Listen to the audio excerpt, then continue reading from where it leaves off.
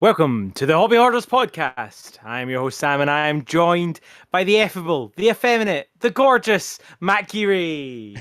Bite ye. How are you doing today? Welcome all into my child's bedroom.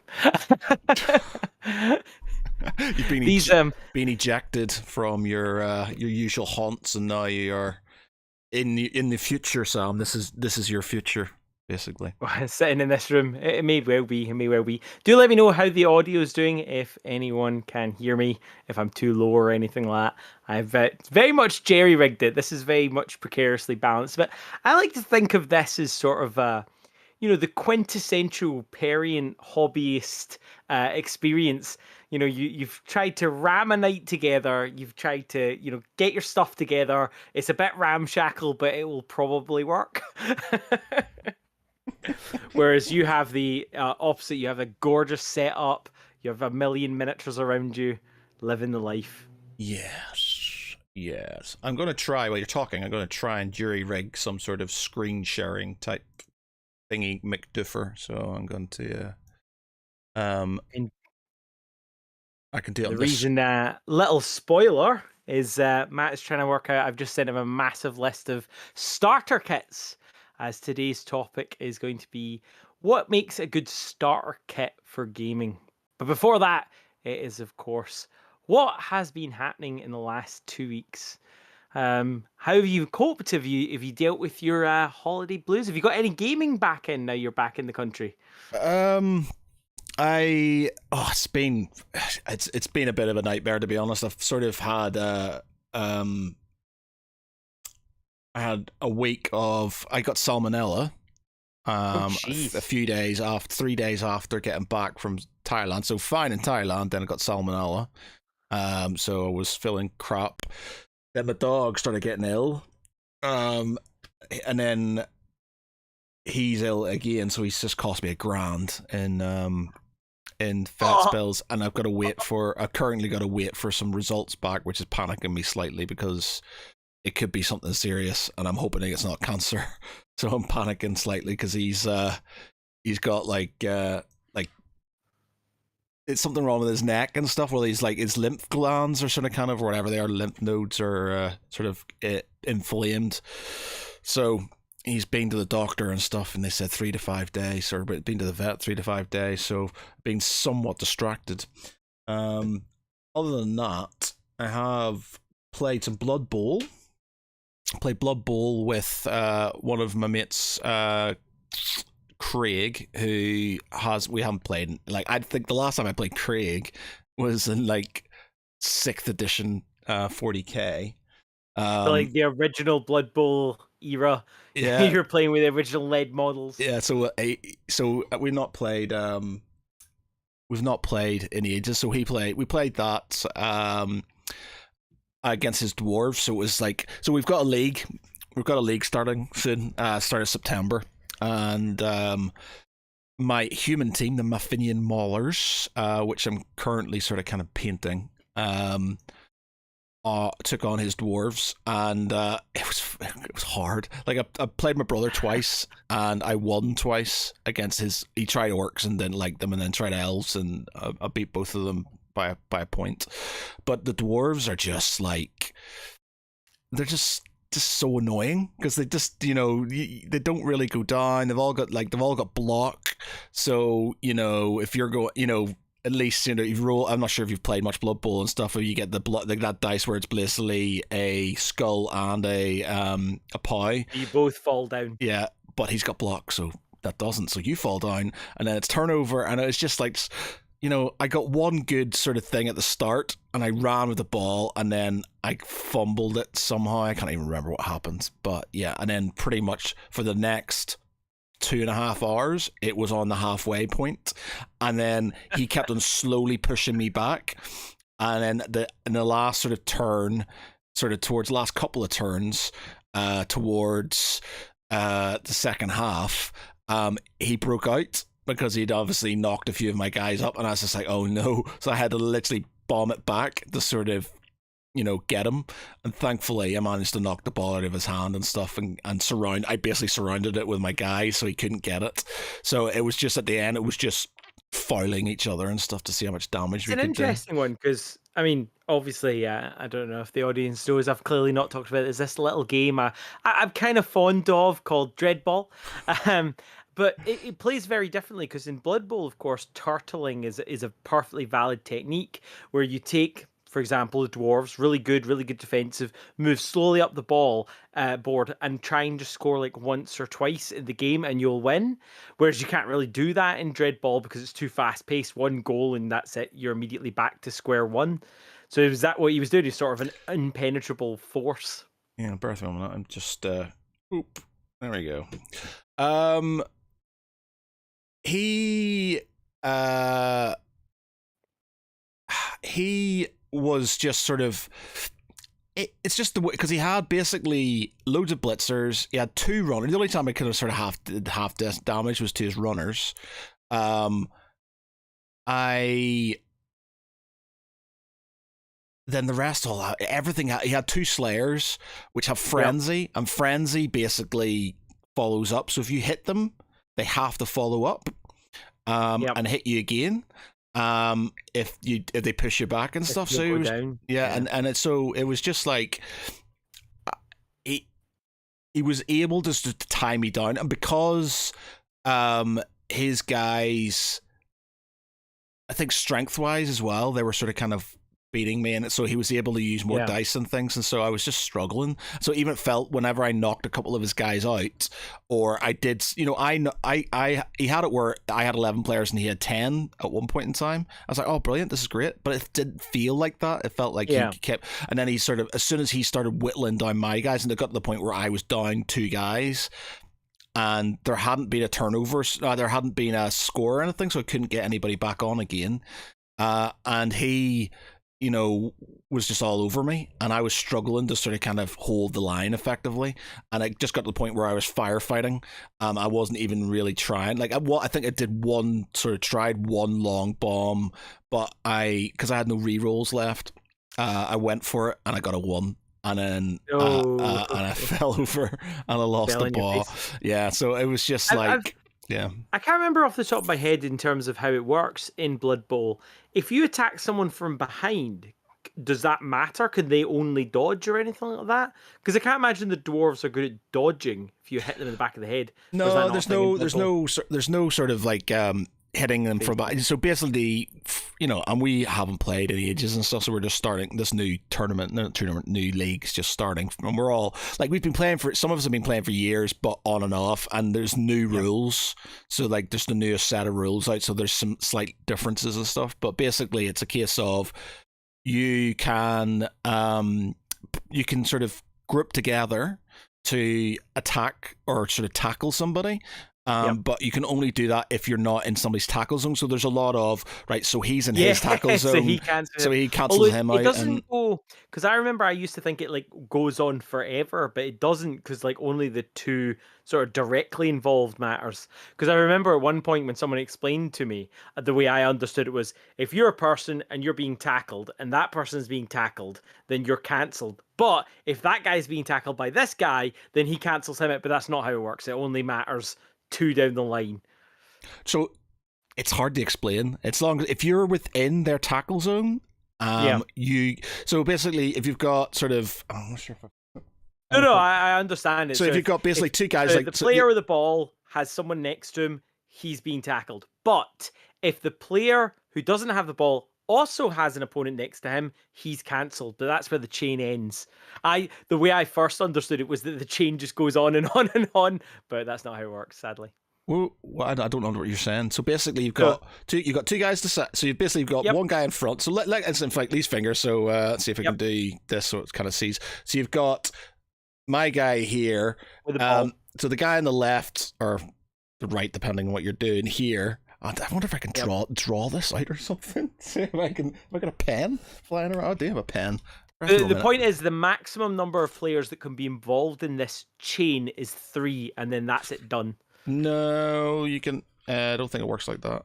Unless I'm misunderstanding what you're saying. So basically, let me just draw this out. So we'll put a guy here.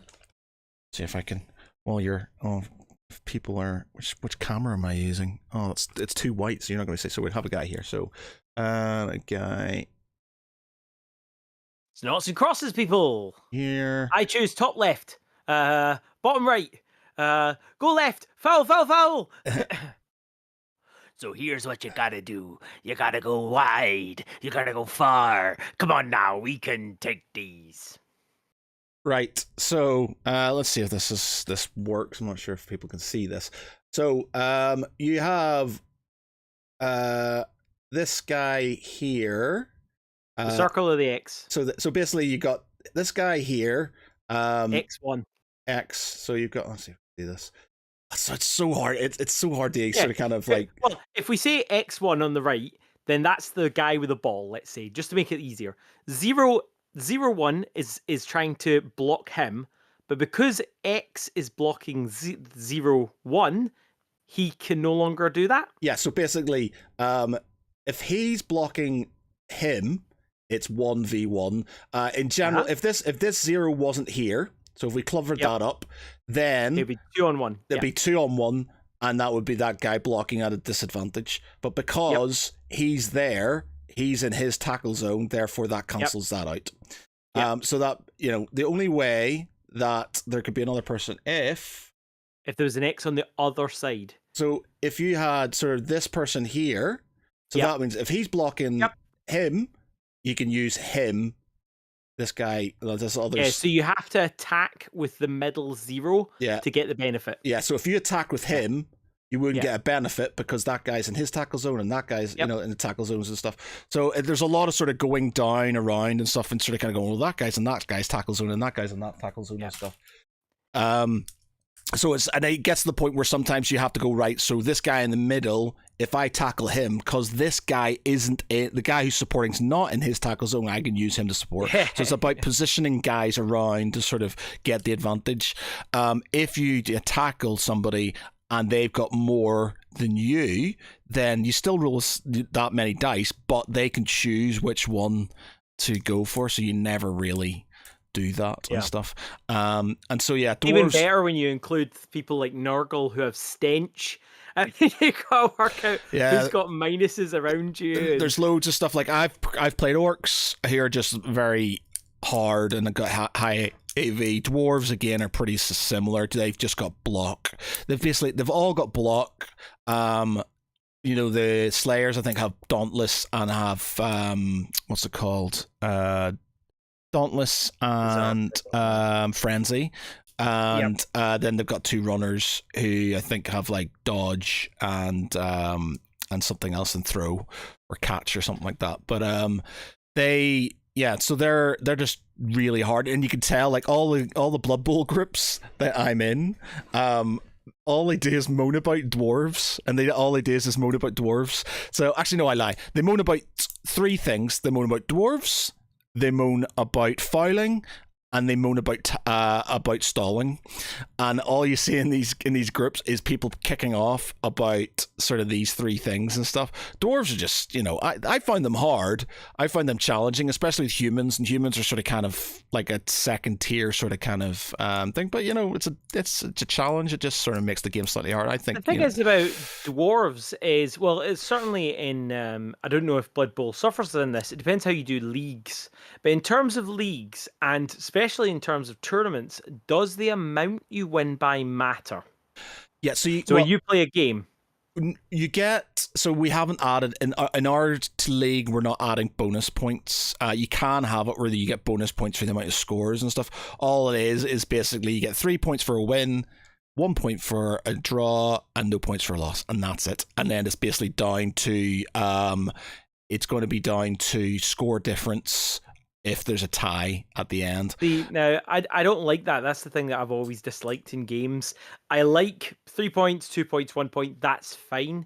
But my problem is whenever they go to the ties, because certain teams, for example, dwarves, will play the long, slow game. And in Dreadball, it's the same. It's this idea of there are teams that go for landslide victories, and there are teams that are just like, if I just win by 1 point, then that's good enough. But the problem is as soon as you end up with a tournament or end up with a league, that then goes out the window because, if the team that landslides all the time, they just run away in the league, they run away in the tournament.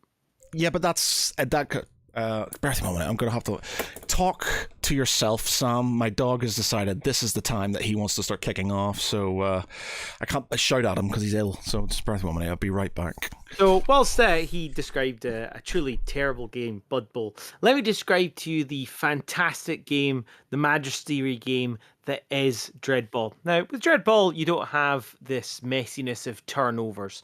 The only reason you turn over is if you lose possession of the ball. Maybe your guy falls on his face because he tries to dash a little bit too much, or maybe he gets slammed by the opposing player and lands up on his ass. But the beauty of Dreadball is that it scores on a sliding scale. If at any point you reach 7 points, which is eminently doable, the game is over as it's just an embarrassing loss.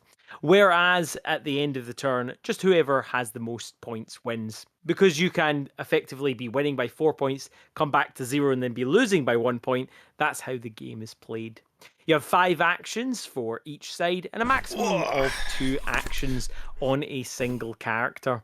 So the aim of the game is to try and score. And unlike in Blood Bowl, the lesser game, where you have just a touchdown line, instead what we have is a majestic idea where you have 3 scoring zones. Oh, is he trying to sell you Dreadball? Is that what he's doing? One at the back, and the one at the back is worth 4 and 3 points respectively. Can you imagine the spectacle of how the games can swing wildly back and forward? Yeah. Unlike a certain slower game. No, I did like Blood Bowl at the time, don't get me wrong, but I just find like the time to play, like you could play for 3 hours and then just be really sad.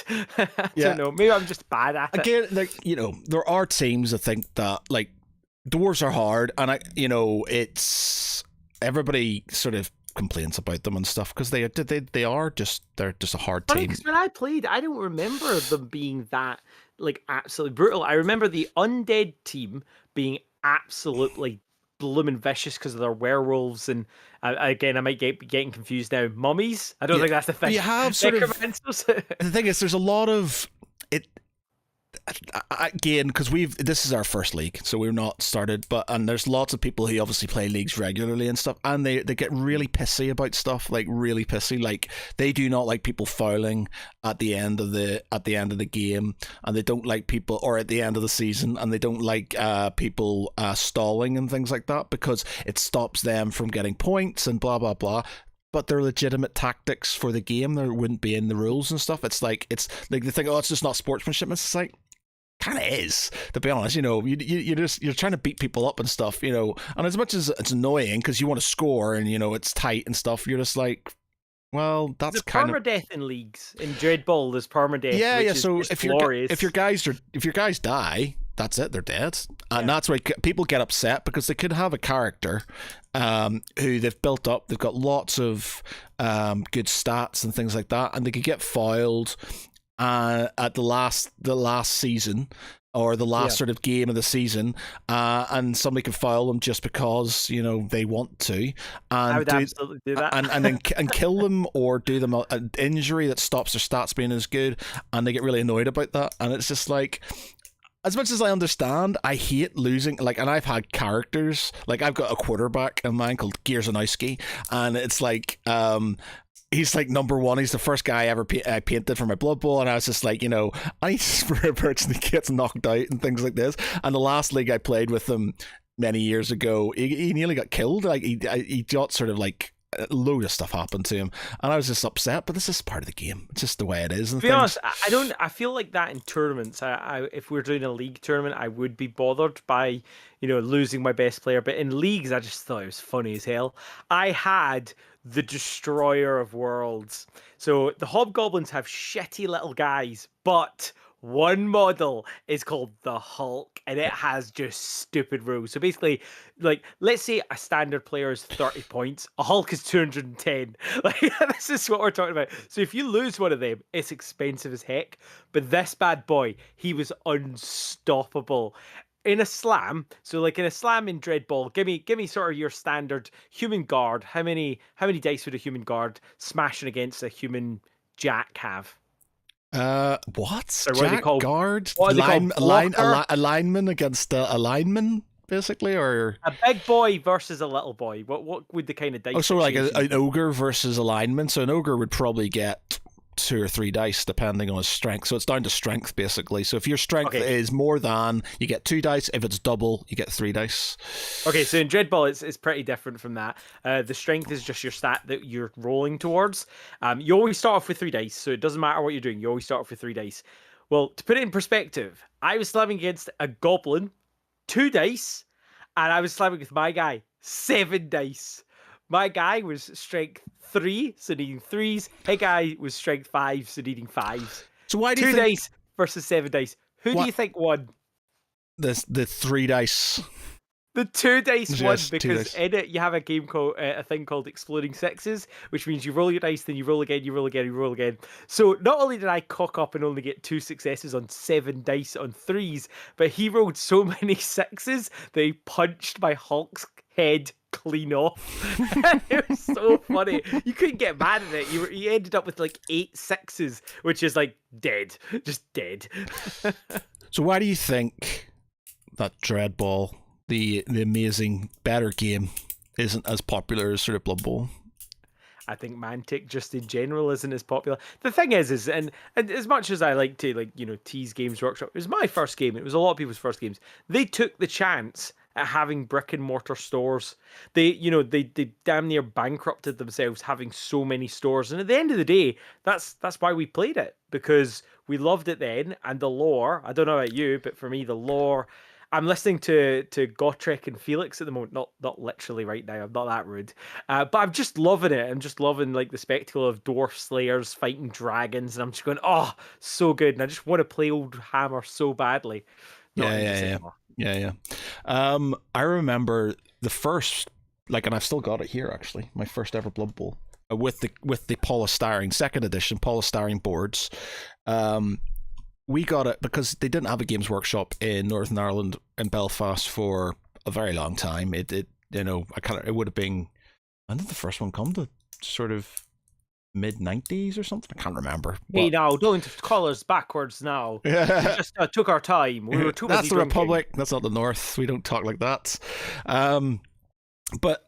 So we didn't have one, so we had like a place called the Dungeon, which was the like local sort of kind of miniature store, and then we had the Virgin Mega Stores, and Virgin Mega Stores had a Games Workshop section, a Citadel. Really? Yeah, man. So you could God, get like thing. Hero Quest and Space Crusade and this game called Blood Bowl. And I remember sort of being there with and I'm not sure if it was a birthday, me and my brother and my mum, and I'm not sure if it was a birthday or we'd just been good, but my mum got us Blood Bowl.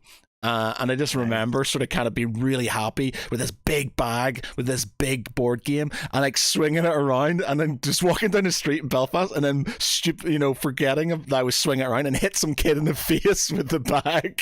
And I remember to this very day, this mom just turned around going, like really being annoyed that I had hit his child with my Games Workshop bag. Hard be swinging it. Yeah, I'm just like, yeah, just like I got a game. But yeah, me and my brother, we played that all the time. Like, Who was who? I was humans versus humans versus orcs. Yeah, so I'd be humans, he'd be orcs, and have any of the starter sets not been humans versus orcs? no, it's generally our humans versus orcs, isn't it? It's always been the same for Blood Bowl. But yeah, just it was great, and we just had. I loved in the original version, not the original, the second edition. You had these little sort of like you could change the end zones, so they gave you little sort of kind of strips of card that you could put on the end zone, so you could change the name of the team.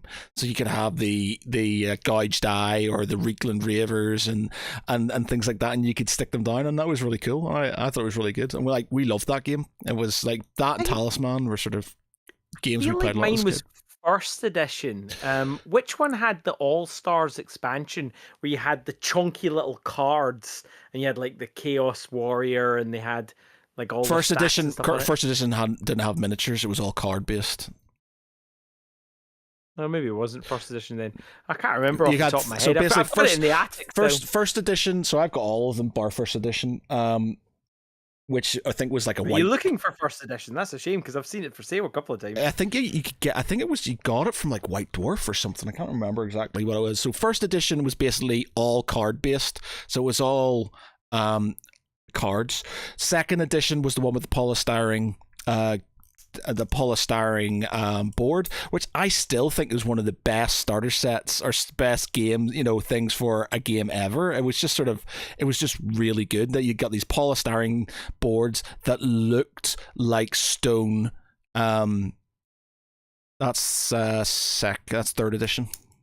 Third edition, okay. So Yeah, that does make sense. I mean, you are like a decade older than me. Yeah, so, it's third edition. So I've got then you've got fourth edition, which was like the same sort of similar-ish, and then obviously they brought out this fifth edition, and then they've got second season, which is technically I think it's sixth or seventh edition. I'm not sure what it's counted as, but yeah.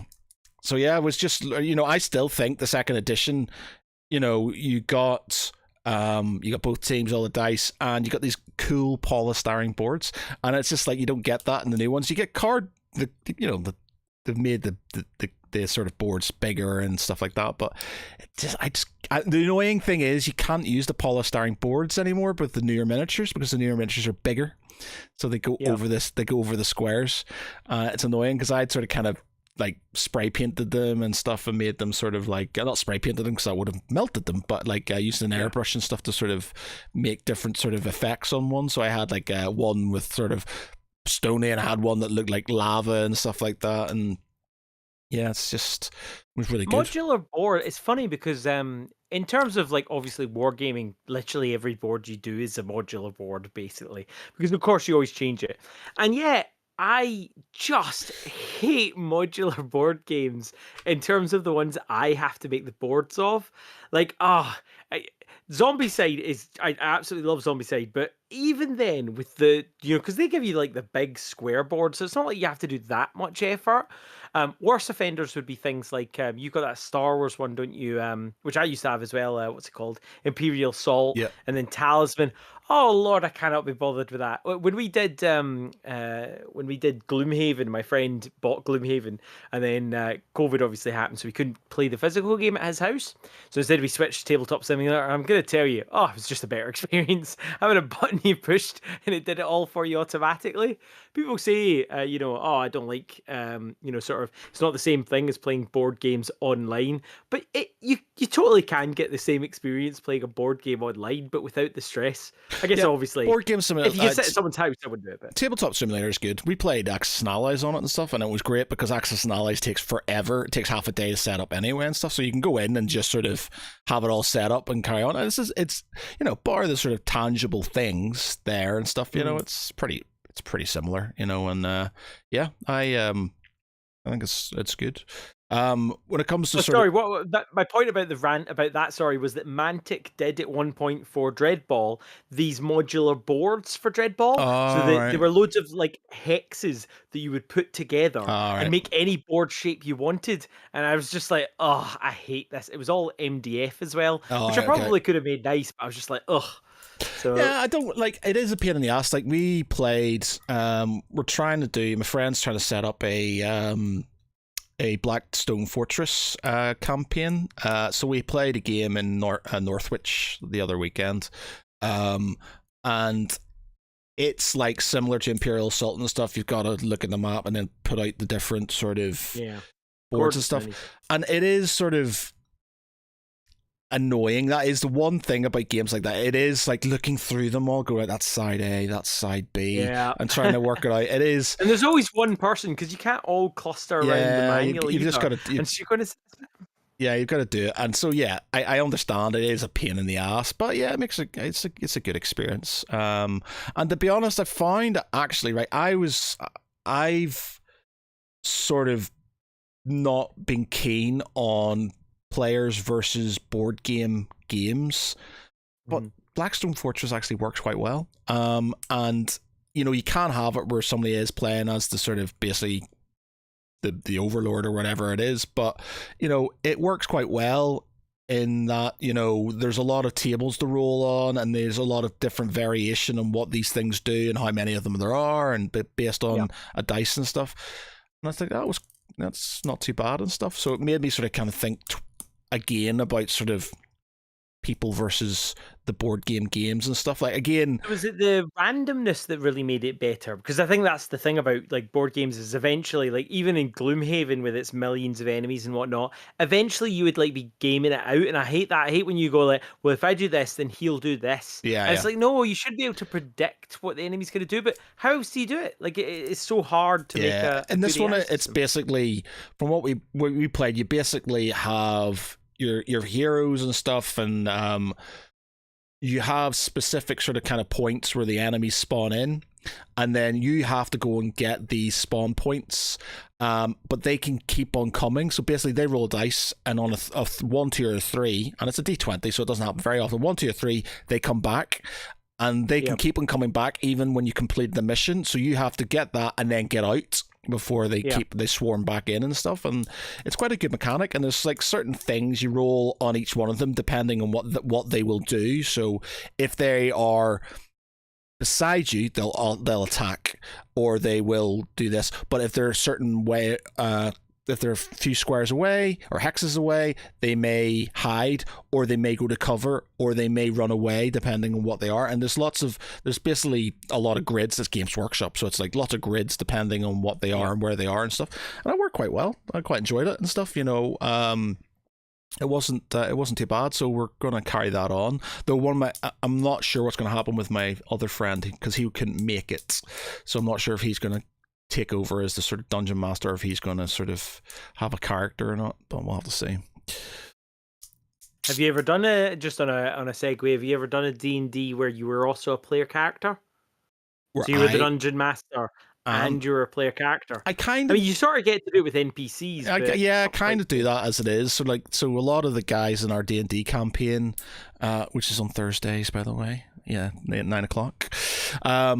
9:00. It starts at 9:00. Yeah, My it starts. goodness. Well, no, actually, no, I lie. It starts usually about 8:30. It starts about 8:30. Sorry, the podcast we do starts at 9, but usually 8:30 for the D&D. But yeah, they all have. I think people like accumulating followers and stuff. So most of them have like other players. And so, like, for example, the wizard has picked up this sort of street urchin who they found doing basically using her, sort of she's very Identity theft.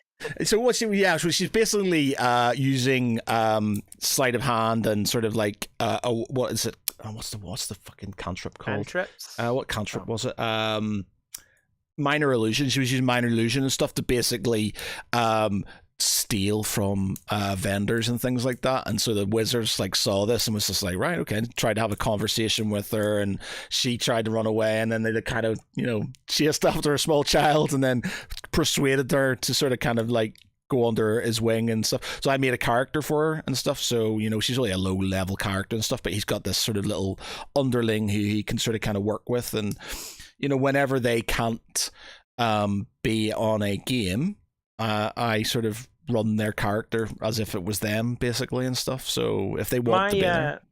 My least favorite thing about DMing ever is when you have to make two NPCs talk to each other.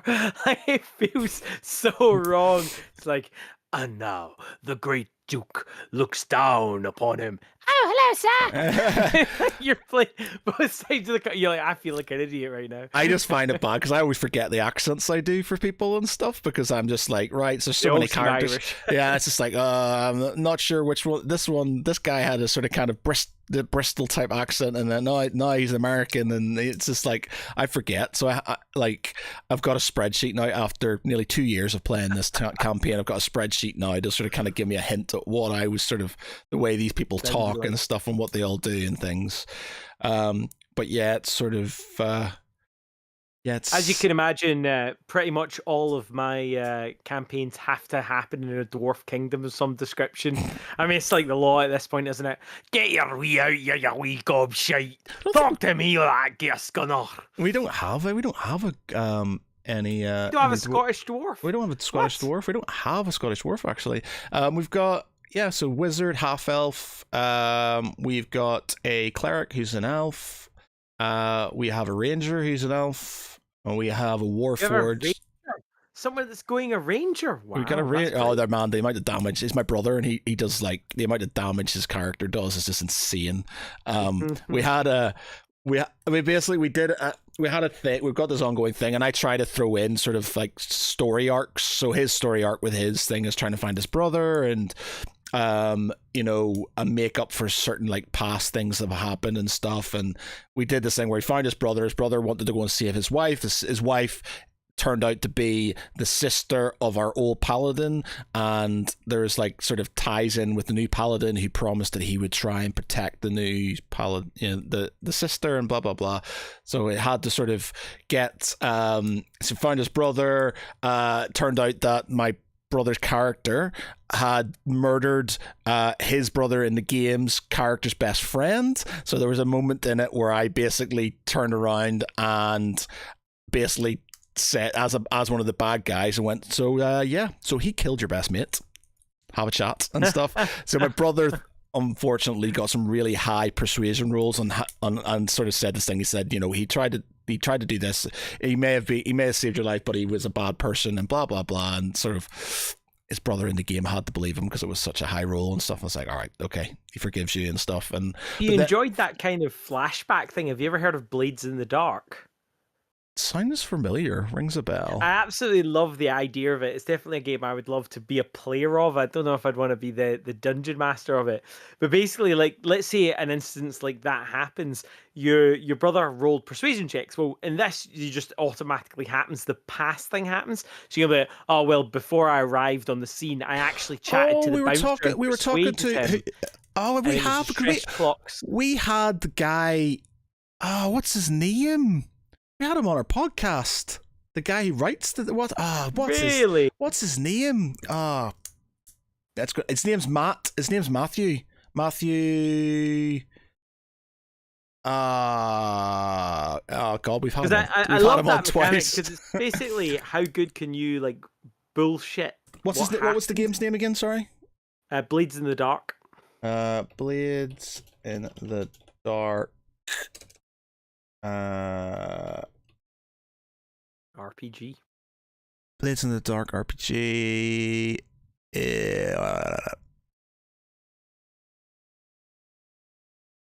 What is it? Blades game. Or maybe it's one that's similar to that. Oh, I'm thinking of something. It's not Blades in the Dark. It is. Yeah, it's not. It's not. We didn't have John Harper. It wasn't him. Okay. So basically, there's one that's similar, but it's based on like B movies and stuff. And basically, you can sort of. It's like being in a B movie with all those like really outrageous monsters and stuff. It's like it came from. I think the series is like came from, and then they've got different ones and stuff. And this B movie, you can kind of do what you want to do, but if you sort of have a past event, you go into that past event and you sort of kind of, you know, you act it out and you do that and stuff, and see what happens. Cool. Yeah, so it's a similar thing.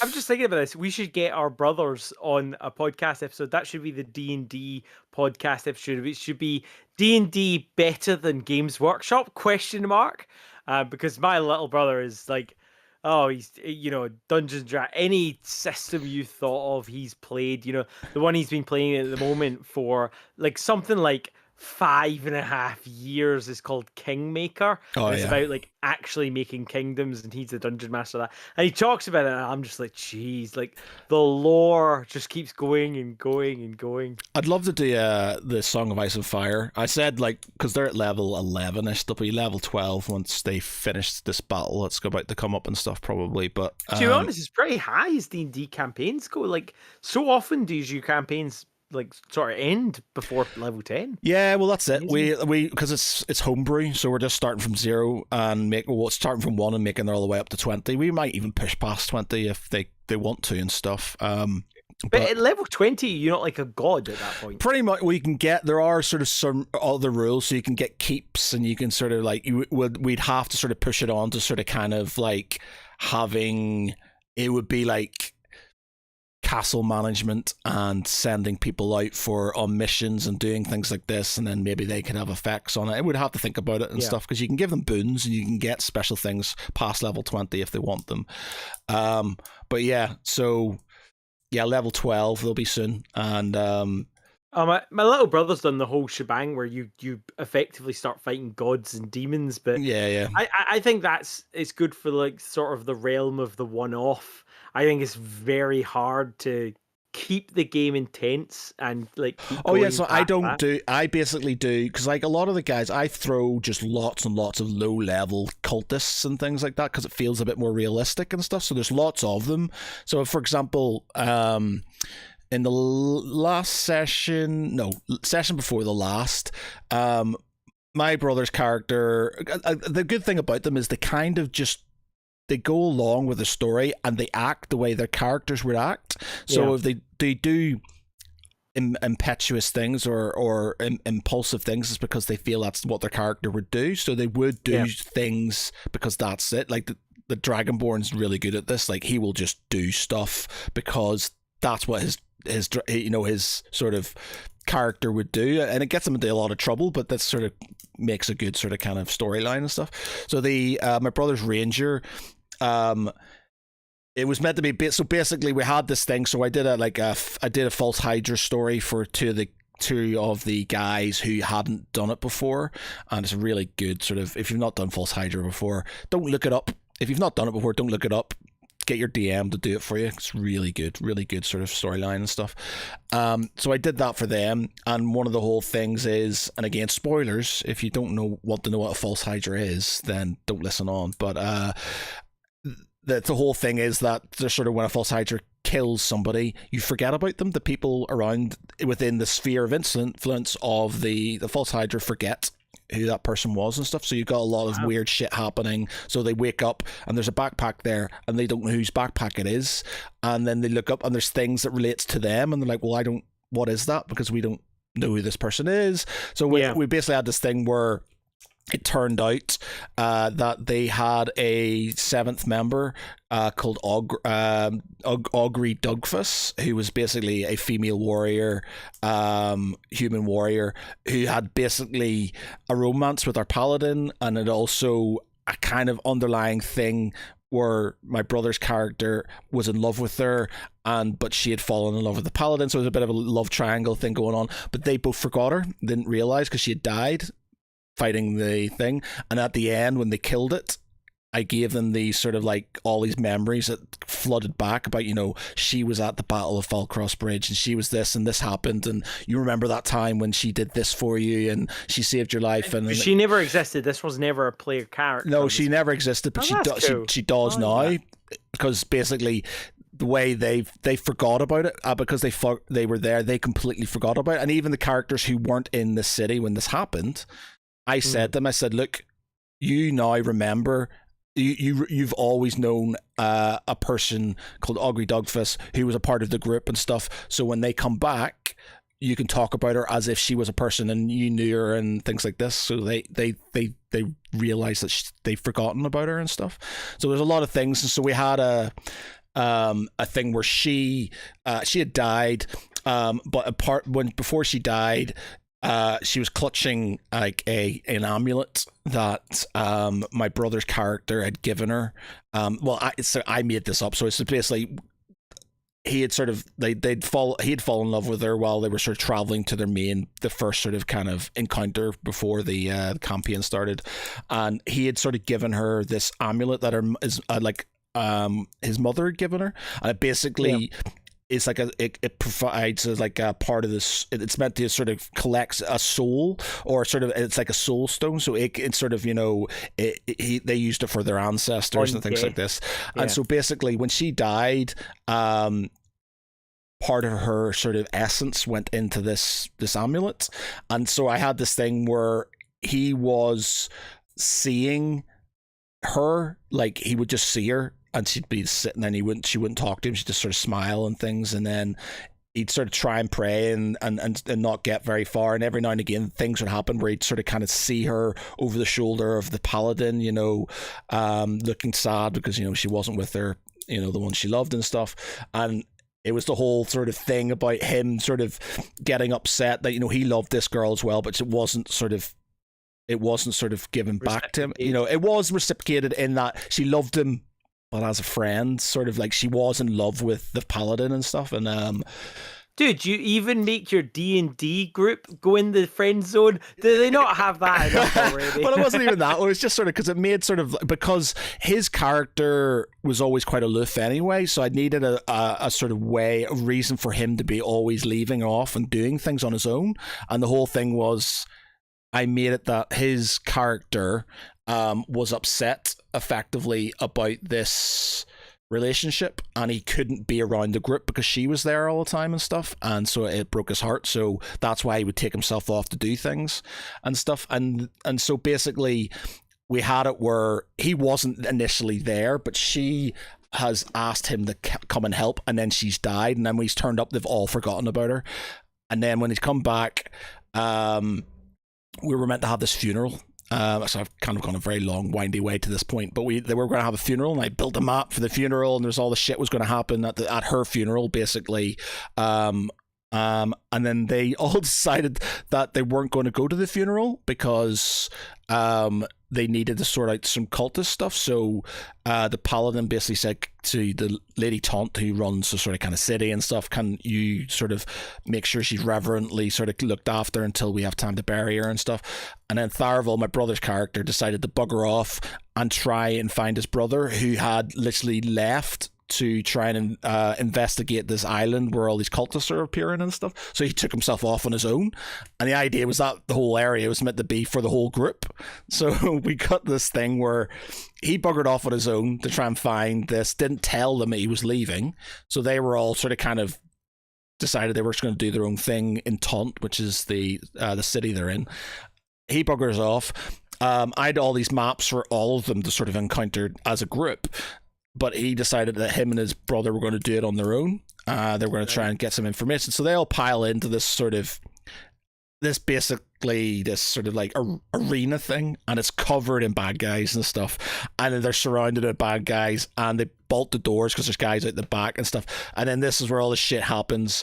And like the main guy tells Tharvel that, tells Ciravel, who's Tharvel's brother, twin brother, that, he killed his best mate. A lot of shit happens.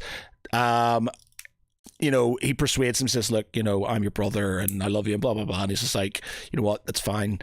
And then shit hits the fan, and then basically all the enemies attack them. And I basically got to a point where I initially thought I was going to have them both fight each other, because I was going to have that angle of he killed his best mate, he loves him, but he couldn't forgive him. I was going to have this thing where they fought each other, and if one of them died, he would carry on as the other person and stuff like that. Yeah. But he would obviously didn't want to. I think he got the inkling that was going to happen, so he persuaded his brother not to sort of kind of be pissed off with him effectively. So I just let all the sort of guys attack him, and so there was basically on their own. It got really tense. It got to the point where they were doing some really epic stuff, trying to sort of fend off these hordes of guys coming in. They had these 20 kids who had been sort of captured by the mind flayers, were used as sort of kind of a way to sort of kind of populate the sort of mind flayers and sort of get sort of cultists and things. So they sort of rescued them, but then they had to get them onto the top of this sort of area and stuff. So he got Ciravel and his wife, he was sort of there and stuff to sort of get them up. It was Tharvel distracted them all, and he got surrounded by these guys, and it got to a point where it's literally like he's going to die. He as much as he's doing pure damage, he's killing things, one-shotting three things at once and stuff, because he gets 3 shots. Dread Ambusher, he gets all this other crazy stuff when he attacks, because he's a bit more squishy when it comes up close. So all these hordes and hordes of cultists and stuff are just piling onto him and stuff. He can't deal with it, so he's literally getting slowly chipped away. He basically tells his brother to run off and save the kids and save himself. His brother's reticent to do it. There's a very epic moment where he gets knocked down, and I'm like, as you're knocked down, the sentinel smiles as he goes to thrust his spear down onto your body. Have you got anything to say before you die and stuff? And like my brother's just sort of like, you know, has this little sort of moment thinking his character's going to die. And he gets quite emotional. It gets quite emotional and stuff. And then as he's about to sort of drive home the spear, I take a sort of moment from Conan the Barbarian where so basically this blinding light hits the spear and there's Augury with her sword, this blinding sword. She says, "Do you want to live forever?" And she says, "Run," as she sort of fights off the sort of kind of monsters that are trying to basically kill him.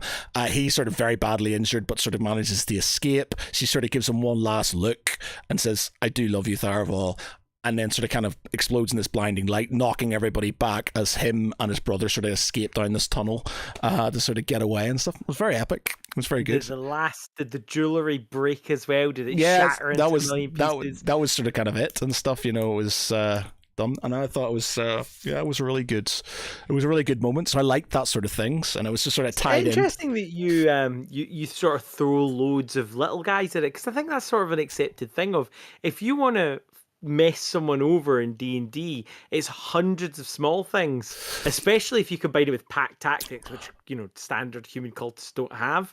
But that's how you defeat a party. Well, no, you see, I throw lots of little guys at them because I am not intentionally trying to kill my players.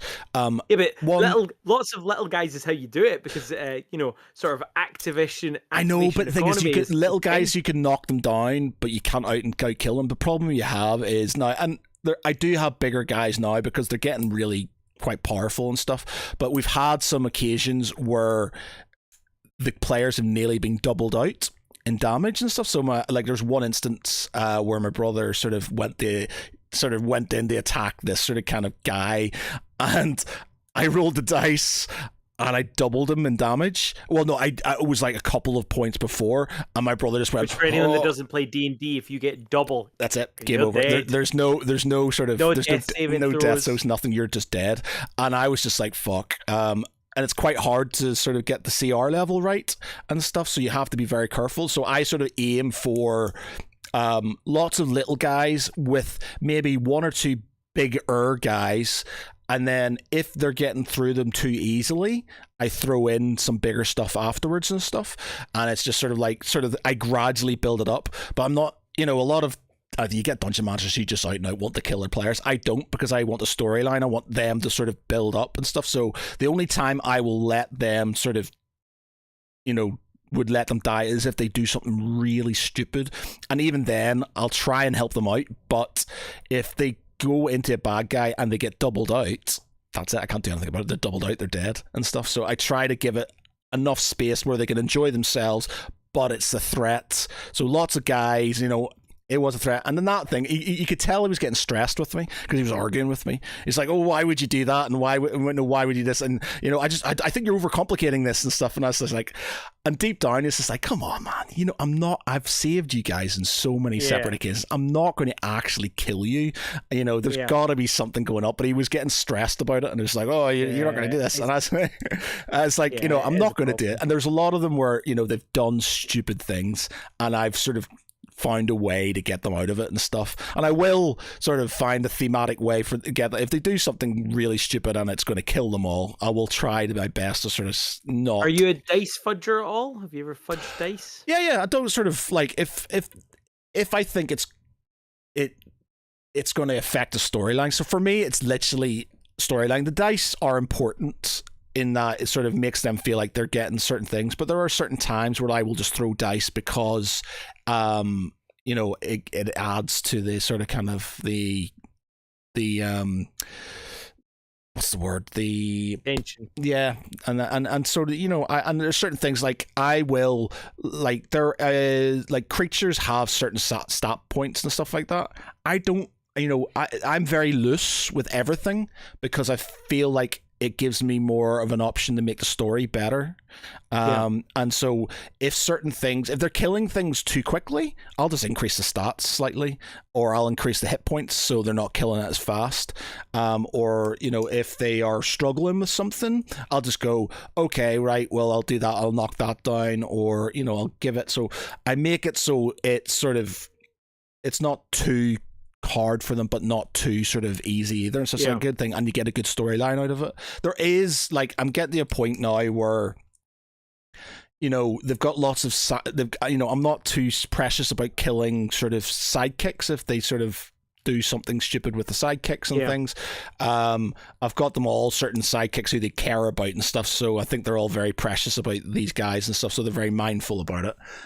But we are going to have certain battles and things where I'm going to be a little harder on them, especially, and I think at the very last battle that we have, if they get to level 20, there will be, like, gloves will be off. It's literally just be, it's the last game. In the end, if you die, you'll have an epic death. You can have a death speech and stuff like that, but you're going to be dead, and that's it and stuff. So it's going to be sort of... I can't say I've ever managed to get sort of level 20. I don't think, because at a certain point, I like lower level stuff, but I think a lot of sort of DMs agree that it's easier for you as the DM to understand what your players are capable of. Now, you and I have very different approaches. I am trying to kill you. I'm not going to try and break the game. I'm not going to say there's 2 black dragons here. But I want you to be escaping. If you're escaping, I want you to be escaping by the hair of your teeth every time, because adventure is blooming dangerous. I know. Like, I would never fudge the dice to try and kill them or anything. But like I think that. Not to do it. I think you have to be very careful. And I've seen there's a YouTube channel. I can't remember what it's called, but it's basically D&D stories, and it's just sort of like people. So it's a guy who narrates. Somebody comes in, writes in with something that's happened to them in a D&D game, and he narrates. Is it the one with the sock puppet?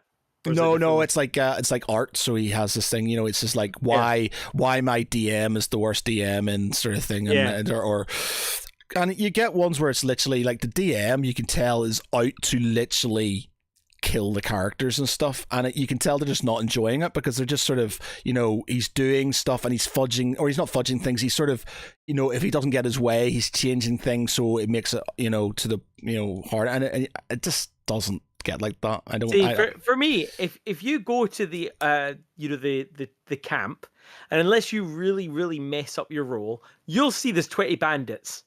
And if you're stupid enough to go in and start a fight in the front door of that, you deserve to die. Like, you'll have your opportunity to run away. I wouldn't like make a boar band appear behind them and go, "Oh, you're trapped, you're all dead." But if you're dumb enough to do that, I don't think you should let someone away with that. Like, you're like, if you're going to play dumb, you're not taking this seriously. I know, but it's not competitive. The thing is, and again, then, if you turn around to somebody at the start of a D&D game, and it's up to how they want to play the game. If you want, for me, it's being streamed. We've been doing it for 2 years now. Yeah. It's streamed. It was very much, you could tell, like, every one of them put a lot of effort into their character sheet, into sort of what they were doing, where their background was, what they wanted to do. They're very precious about their characters and stuff. So I didn't want to sort of have a thing where it's just like, you know, I'm just going to let you die, or, you know, fine, you've made stupid things, because it's not going to be a good story. It's not going to be a good watch. It's not going to be good for that. And it's not going to be good for me. Do you not feel like you gave him plot armor? When they said, right, 2 guys that are going to attack a cultist army that I have prepared to take the whole team on, because that's what you said, you designed it to take the whole team, and then 2 of them survived. Like, that was plot armor, wasn't it? Well, it doesn't really matter. It's sort of, in the end, it's not about, you know, Dungeons and Dragons is about winning or losing. It's about telling a story. It's not a competitive game. If you want to, look, you know, if you want to play, it's interesting that you're different about that. Where as a board game, you want the other person to be messing you over. Yeah. Like, so when you play Talisman or whatever, and you're playing as like the DM, do you do the same thing? Do you try and make it more narrative? The Talisman, you're just trying to fuck each other in general. If you're playing sort of like Imperial Assault, or you're playing what's it called, Descent or something like that, it's competitive in that you as a character get XP and you get things like that, so it's beneficial. Whereas for me as a dungeon master, I don't get anything out of it and stuff. The only thing I'm getting out of it is hoping that people enjoy my story and hoping people enjoy playing the game. Whereas if you kill them, they might go, oh, that was a great battle, but we're dead and we'll have to start again. And that means I can't tell the rest of my story. I can't tell my story. So why would I do that and stuff? So it's like I've got a lot of sort of lore and stuff in my head. I've built a map. I've got, it's huge. There's all kinds of stuff that could work into it and stuff. And I don't really want to just go, all right, you're all dead. And it's just like, well, it doesn't make a good. How do you sort of view it in terms of if we were to compare it to like video games? Like, why is a video game different then? Like, why is it? Well, video game, you can just die. If you die, you die, and game over. And if you've got no saves or you've got no lives, then obviously James Hamilton says D&D is more collaborative, and DM is fancy team for a complicated player. I'm sorry, ADN is a fancy term for a complicated player, in my opinion. Or ADM is a fancy term for a complicated player, in my opinion. That's a pretty cool observation. Yeah. So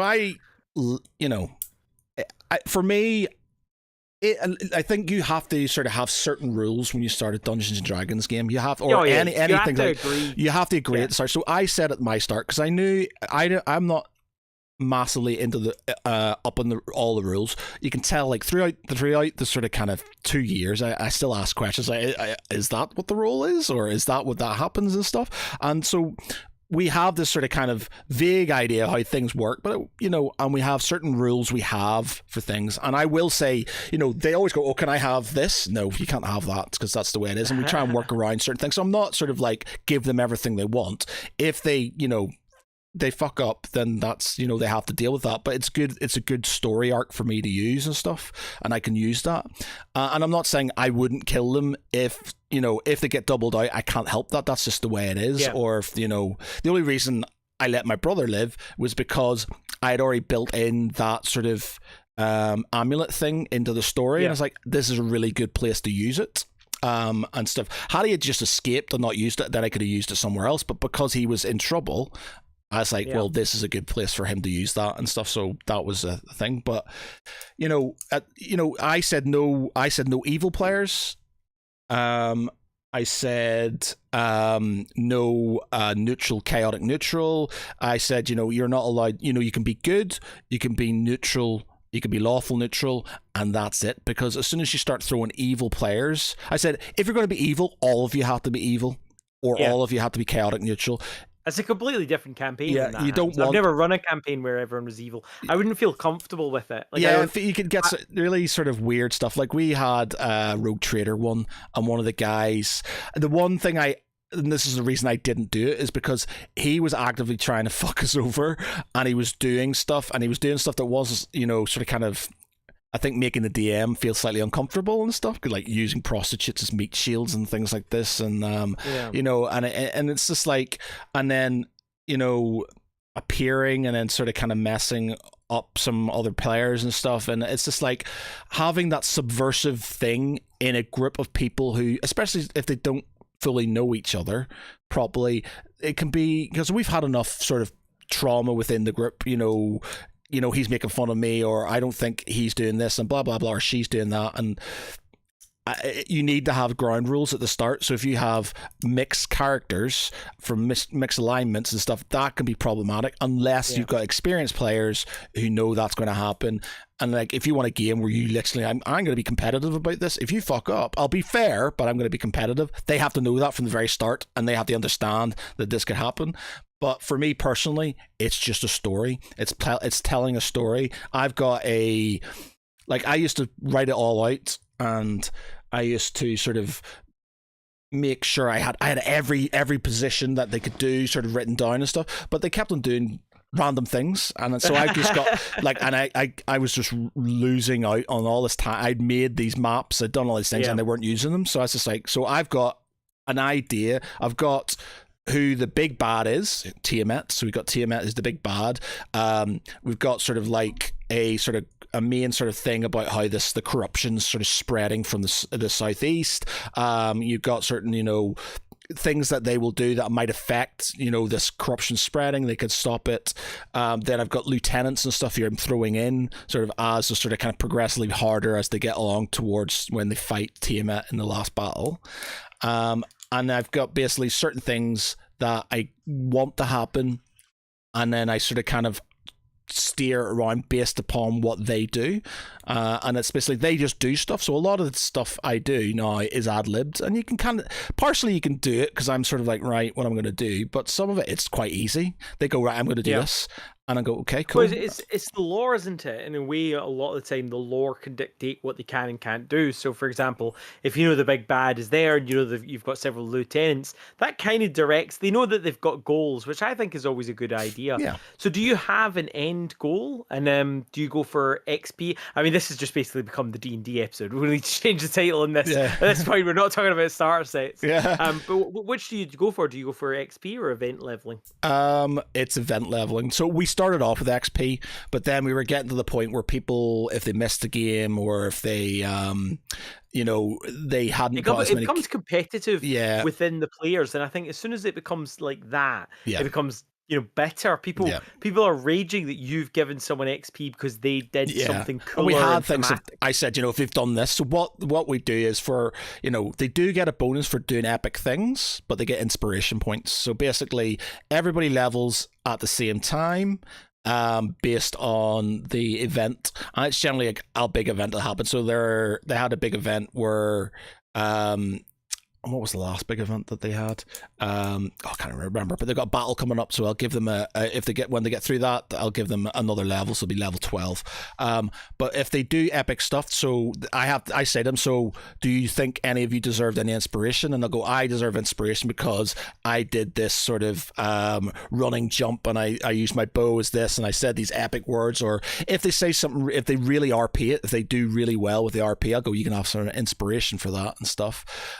I'm also very generous with like magic weapons, and I do a lot of sort of all my magic weapons, because the whole idea in my game is about balance. There's always a good and a bad and stuff like that. So all of the main magic weapons they have generally have a really good part. They have a bad part as well and stuff. For example, the paladin's spear, which he got from his father, he gets honor points. So if he does paladin-y things, honorable things, then he'll get points for his spear, and he can use that to get boons, so new spells, better sort of attacks, perks and things like that. But if he does dishonorable things or sees dishonorable things being done and doesn't stop it, then he gets dishonor points, and that takes away, and that can give him negative effects and things like that.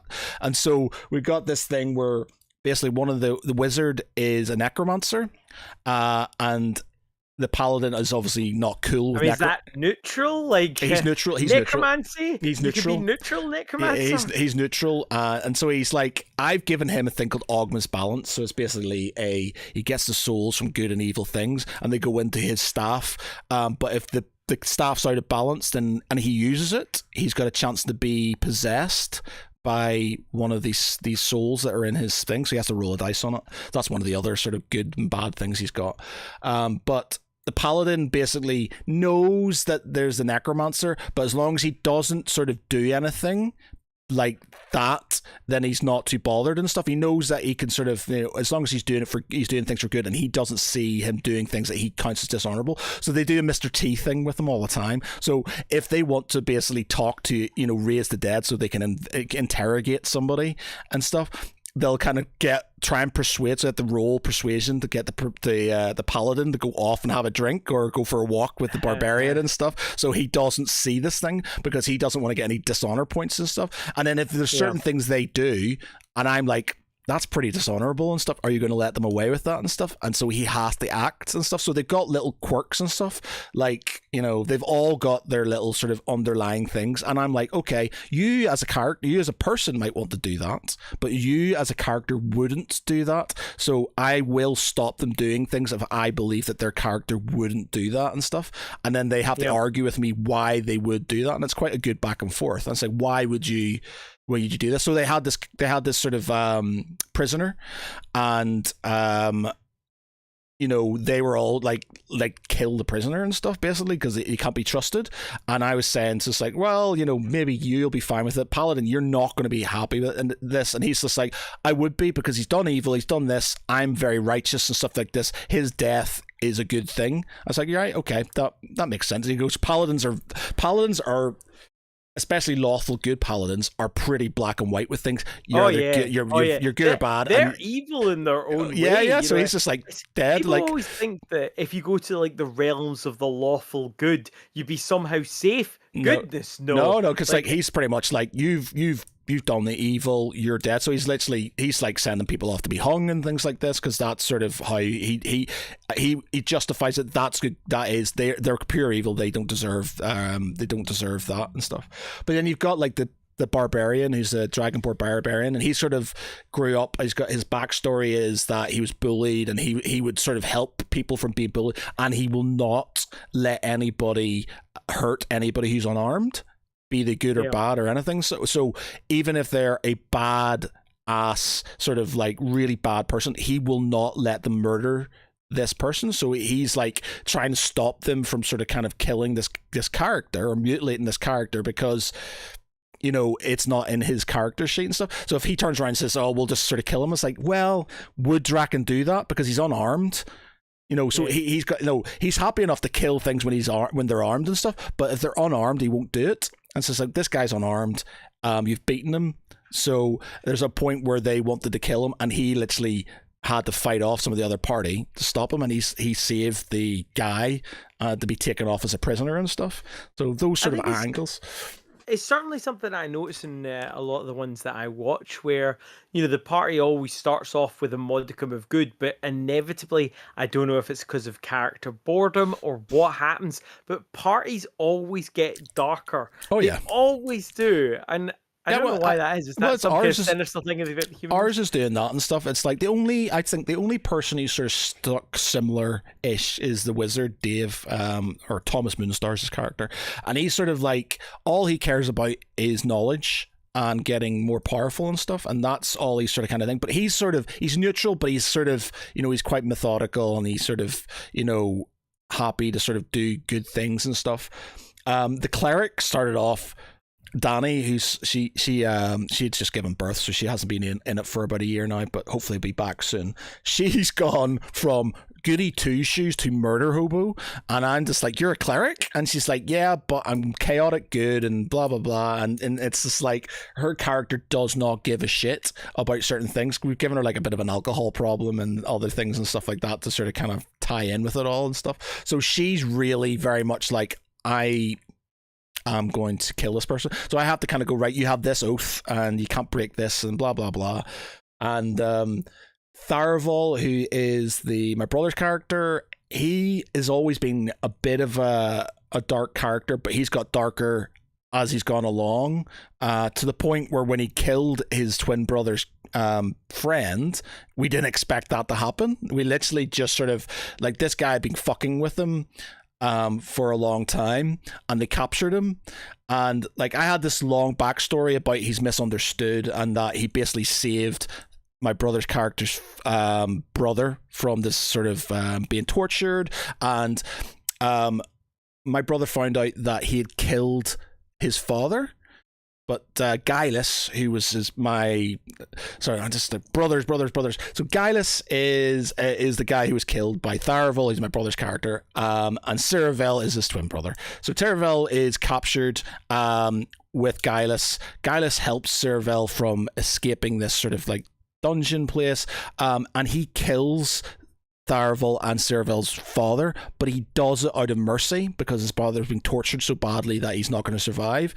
But Tharaval doesn't know this, and so when Gilus tells him that, he asks him a question, he turns around and says, I'm going to ask you one question. Did you kill my father? And he says, yes. And he says, and he says, I thank you for saving my brother. And he says, I put my head against Gilus's head, I draw my dagger and I stab it in the neck, and he literally just kills this guy, and I'm like, oh fuck. And it's just like, and I was just like, and like, obviously Draken, who's the Dragonborns, kind of turning around going, fuck, you can't kill sort of like unarmed people and stuff. So I was like, can I have a reaction to this to try and stop it if you want? But he fails. So he literally, my brother sort of stabs this guy in the neck and stuff. And because I had how do you feel about that though? Like sort of reactionary after you've said it, because you occasionally see it in like online stuff where someone then rolls dice and they manage to get the 20, and you're kind of like, yeah, but I've already said it. Like you should have. No, like if you're gonna interact, you have to like notice the blade before. I know, but he doesn't know. So basically, my brother turns around and says, "I put my head against." So he's sort of like. He tells him, like, you know, he saved his brother and he loves his brother, but yes, he did kill his father. And he sort of puts his head, he says, I put my head against Guylas's head and I thank him for saving my brother's life. I take out my dagger and I stab him in the neck. The other character didn't know that was going to happen. So he can't react to something he didn't know was going to happen. So he has to have a chance to be able to sort of go, well, can I roll to see if I anticipated that and stuff? So you give them a chance to anticipate it. So yeah, you can do it. And he failed and he stabs him in the neck. And the thing is, I had this massive backstory for him and it was all going to be like, he's mistake, you know, this. And so what I did, because he killed a character, because we also do all of our... So we do live stuff on the Thursdays, but we also do stuff on Discord. So if you go on the Geek Pride Discord, there's an RP section on it. And basically, when we have downtime, we have conversations in role play in that chat. So they're talking to each other. And so what I did was I had a moment where he is in this mage tower and he's trying to they're trying to get some information about something. So I have the mage put them under the sleep so they can sort of like try and find some information. But I have him have this dream where he is in the body of Guylas and he basically sees what Guylas saw, and I give him the entire storyline about him being captured with his brother, about him being tortured, about sort of him trying escaping, going to my brother's character's father and saying, look, let's go. The father's kind of going, I'm pretty much dead, can you just do a mercy for me, but please put me out of my misery, but please look after my son, protect my son. So he says, okay, so he kills him. Then he goes to try and find Ceravel, who's being tortured as well. He then gets confronted by one of the big bads who are within it, and he basically turns around to him and says, like, I can stop this, or I can kill him now. If you join me, I can put an end to this torture and stuff. And then the next scene is basically him going into the cell of Ceravel and saying, look, we need to join this thing, or they're going to kill your father. And knowing that he was already dead, and says he's going to kill your father, you know, we need to stop. And basically what he was doing was trying to protect Ceravel as he had promised. So he had this sort of underline, he had promised the father that he would protect him, and the only way he could do that was to lie to him and say, look, we need to do this, or else he would have just died. He would have given up. He would have been like his father, stubborn like his father, taken it. So he said, I'll protect him. So he lies. So they join the corruption briefly and then escape. And then we have this thing where Ceravel, they find this sort of slave girl who turns out eventually to have been the original paladin's sister, who was taken by raiders in the north and sold on to slavery and stuff. So they both fall in love with this girl, but she obviously just likes Ceravel, and Guylas, who's a bit sort of heartbroken by this and stuff. But then the corruption find them, and then Guylas turns around and says, right, go, I'll hold them back, and sort of, you can escape. So they escape, and he basically takes the fall and has to join the corruption and stuff. And then that brings it into the sort of the present where he's there fucking with them and stuff, but he's only doing it because he had to. And so my brother had this sort of moment where he's just like, he's read all this, and it's all in the Discord, by the way, if you want to read it. It's very interesting. The death of the paladin is a very sort of hard one, because that was a really sort of very a very upsetting sort of moment to go through and stuff, like killing one of the actually killing one of the players and stuff. But that was that's a really good story. But the death of Gilus as well is a really good one, and he basically realized that there was more to him, and it wasn't as sort of black and white as he thought it was, and so he's killed a man who Mercy killed his father and sort of protected his brother, and he's trying. How did you convey this side story to the audience, or did the audience not know this full So basically, if anything happens in the Discord, we explain sort of a brief version of what happened at the start of each session and stuff. So we say, look, the whole story's on the Discord. You can read the whole thing if you want to and stuff, but this is the sort of kind of footnotes of what's happened and stuff. And then that stuff like that comes up. So, you know, like, and I used the fact that he killed Gilus later on, and the idea was to force a fight between the two brothers, but then obviously the way he rolled, it sort of didn't happen. But, you know, that was just sort of a good sort of plot device for it and all. And so that I think the whole idea of having that downtime Discord chat and stuff is a really good way of, I think people feel it's easier for them to be their characters because they can think about it and they can sort of have a lot of time. We had a battle of Silkside, and they all had sort of little sort of cadres of men that they were put in charge of to sort of fight the battle and stuff. And I said to them, you know, I want you to sort of write in an inspiring speech before the battle to your men and stuff like that. So they all really sort of went deep and sort of had these speeches, and I asked them to sort of, you know, say their speeches out whenever they'd done it. So did you recognize any of the speeches? Like, no, there wasn't any. Wait a minute, that's from Lord of the Rings. No. That day that men fall. Yeah. That's not this day. No, but they kind of did their thing, and it was really good. Like, and I did it, like, there was a general in it, so I did a main speech at the start with, you know, leading the army, and then sort of they had their own little speeches. The thing is, like, my brother's character he stupidly named some of the people within, so I gave them like red shirts, effectively, who, you know, if they died it wouldn't really matter, but he named some of them. So I was just like, oh, he's named some of these people and stuff. So we had like one of them, so they went into the crypts with him, and one of them gets killed, a guy called Micah, and then so we had this thing, and the other guy was a guy called Sir Tristan, who is this sort of kind of honorable knight and stuff. And I had this thing that he promised that he would bring this letter to Micah's family and stuff, and I had it where Sir Tristan was kneeling beside him, and I will bring this to your family and stuff. And then they basically abandoned Sir Tristan to basically a kraken because they're trying to escape. And at the end of the battle, he sort of comes out all gore stroked and sort of really pissed off that he was basically abandoned and stuff. And my brother feels really guilty about this and stuff, and says, like, if I can do anything to make up for that and stuff, I can. And he says, no, I don't think. And he turns his back on him and walks off and stuff. But they bump into each other later on down the line, and he makes up to him. But it's using these little plot devices to sort of kind of tie it in, and it works very well. And having that sort of ability to do the Discord thing and have downtime where they can think about these things is good, because it makes it more real and more fluid, and the story's a lot better, I think.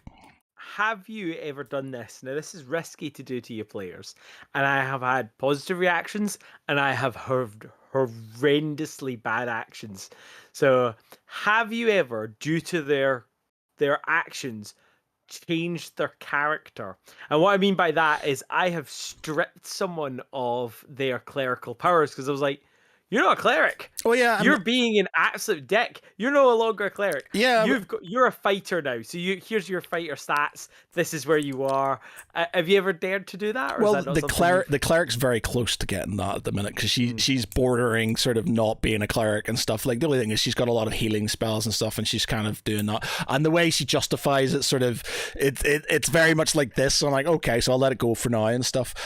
If the paladin was going around murdering things, you know, doing stuff, then I would. If being an oathbreaker, then I probably would. But he's quite good at playing his character and they're all very good at playing their characters as they are. The Warforged was would you consider that railroading?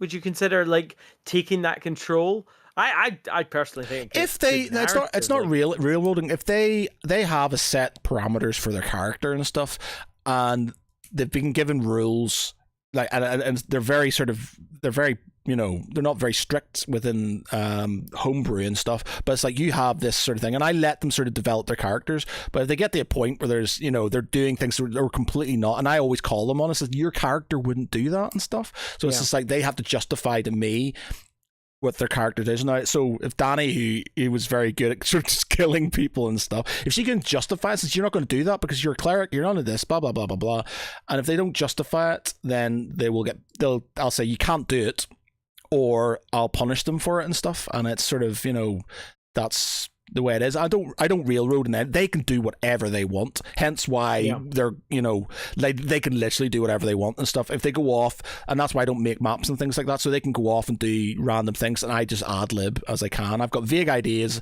and if they get to a thing where I want there to be a battle, I've got millions of like little battle maps and stuff. So I just throw one that looks vaguely like that, and I just throw in cultists and things like that to sort of work it. But the Warforged changed character at level 11 because he was a ranger, and it wasn't suiting him very well because we had a ranger already. He wasn't really getting into what he wanted to do, so we had this sort of thing where he got basically injured in one of the last sort of battles we were doing, and because there's a whole thing about essence and people's souls and stuff in this game and stuff like that. And because he's a Warforged, I have it that he has this sort of crystal, kind of like the one that's in Ogma's balance, the wizard's staff, that sort of absorbs souls and stuff. And he's basically absorbed this soul, which has changed his personality and stuff. So he's gone from being a ranger to a fighter, to being, I can't remember what type of fighter he is, but he's basically, he can project his form into like just sort of like attack forwards and things like this, which is quite cool and sort of tied in with stuff. But so he's changed his character because he wanted to, because he's like, I'm not feeling this character. I said, yeah, it's fine, it works and stuff, if it works to the storyline and stuff. But yeah, to answer your question, if they were doing something that was completely against character, I would probably change it and stuff. But again, it ties into this sort of storyline and stuff. I'm trying to make something engaging for people to sort of watch, and it's not even just for us. Like, if people don't watch it, it's fine, but as long as it's enjoyable for them and the storyline's enjoyable and stuff, then that's all that matters for me, really. I mean, one of the things that I always love doing is consequences are such a big thing for me. Like, if you like murder someone, if they murder like a count, I don't care if he turned out to be a vampire, you murdered a count. So in that territory, there's a bounty on your head. Like, if you randomly start stealing from someone, there's consequence. And I think that's what I like, because in real life, like, Matt's already heard my ranting about speeding a million ways. But I think speeding on like a motorway, fine, go crazy if you're going to go 100. I felt fine on like the Autobahn, for example. But if you're going to do it at 30 or something like that, I just disagree with that.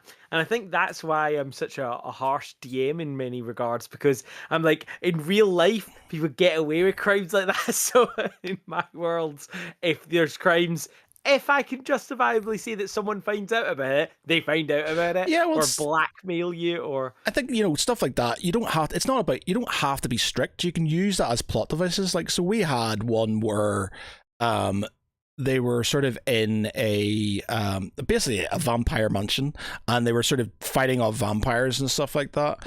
And then they come out and they just do a load of stupid shit that basically pisses off the locals, and they get ejected from the town. So they can't shop, they can't do anything, they're not allowed to go back. So they have to leave. So it's just like, and when we were doing the False Hydra one, they just decided to walk around. We're gonna try and sneak through town. I was like, so wait a minute, you're in plate armor, and you're like not and you're wanted anyway, and you're just gonna walk. So I said, okay, fine, and they walked around and they got arrested and stuck in jail. So I had them in jail and stuff, and it's just like, so if they do stuff like that, you can be harsh to them, but it can still harsh in that you can sort of move the story on with them there. So I think there's a good balance. I think there's a lot of DMs who are too competitive, and it gets to the point, and you can see there's lots of stories where people don't enjoy it because the DM's out to get you. And then for me, I'm not out to get you. I'm basically trying to save them from themselves, but but I'm throwing stuff at them. And if they fuck with me too much, then I will go, right, here you go, and I'll drop something nastier on them and stuff. But in the end, it's just like, you can't do that, and I just go, yeah, I can. I'm the DM and stuff. So it's like like I've basically got what's his name? Bahamut, which is basically the dragon god. So it's basically it's a yin and yang, so it's a whole balance thing. So you've got Bahamut, who's good, and then you've got Tiamat's bad, right? So, and basically he appears to them now and again as this old man with like sort of little canaries and things like that. So now and again he'll appear to them, and like originally they were trying to fuck with them and stuff, and then like I was just like, you go to shoot your bow and it's not there anymore. It's sitting in the guy's hand, and he's just sort of looking at it, going, "This is a nice piece. This is a nice bow." Oh, you can't do that. You tried to shoot a beat him it. Yeah, well, they didn't realize who it was and stuff. And I am just saying this, so I'm just like, "Oh, this is just a bow in his hand." And so you can't do that. It's like, I can't, because he's a god, and you're and it's just like, and it's basically me. And so that's my way of getting past things. So if they turn around and go, "Why you can't do that?" It's like, I can, and it's just like, I'm a god. That's just it. And just so as people kind of go on, we're going to get one over on the DM. It's like, you can't get one over on the DM unless he's playing proper every single rule as written. But if you're in a homebrew environment, you can do whatever the hell you want. And for me, it's keeping them alive, but fucking with them enough to make it enjoyable. The closest I got to like proper snapping was two of my players had turned hobos, and I think this is always going to be one of the sort of issues you have when you play with people you don't know. So when you do sort of like online games, is you just don't know who you're going to get, and they might turn out to be arses. But they'd broken another covenant. They just kept breaking them, and there's this awesome thing. This like beast, this automation thing, and there are in the not the I was going to say the sort of the palaces of good, but it's not the palaces of good. It's the sort of palaces of judgment rather than of good. The kind of the halls of good, but basically they've got these guys who come down and enforce pacts. They don't care whether the good or bad pacts. You could have made a pact with the devil. If you break that pact, this thing's coming for you, and you can't beat it. You can't, and they're like, "Oh, but if I do this, I'll do it." No. I'm like, you can't beat it. It's like almost unkillable. You have to run away from it, and you basically have to make up the pact. Have you ever used one of these? If not, they're absolutely brilliant. I like mine aren't too bad. Like, and again, I've had them. We've had issues like players, especially if they don't know each other, will have fallings out with each other. And like, Danny, when she first started, she didn't know any of these people and stuff, so she was getting annoyed when people were taking the piss out of her and things, or stuff was happening, so she was getting pissed off. So there was a lot of back, and then the new paladin who came in, he didn't know anybody, and so he was feeling a bit sort of self-conscious about certain things, because they all knew each other and they were acting as if they did, and so he thought he was getting picked on a bit. So you have to sort of kind of get this sort of group together. But I have literally said, because I knew people fall out, I've set rules at the start. It says like, you have to do this, you have to do this, and you have to do this.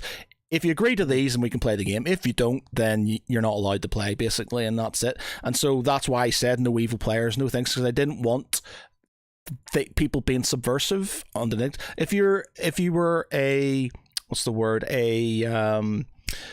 veteran sort of D&D player, that, and you can accept that people were going to fuck you over and stuff, then fine. Like, I want to do the Song of Ice and Fire tabletop game when we've done this, and that's going to be a lot of fuckery and stuff, but it's like, that will be told from the very start, and they'll know sort of kind of what to expect.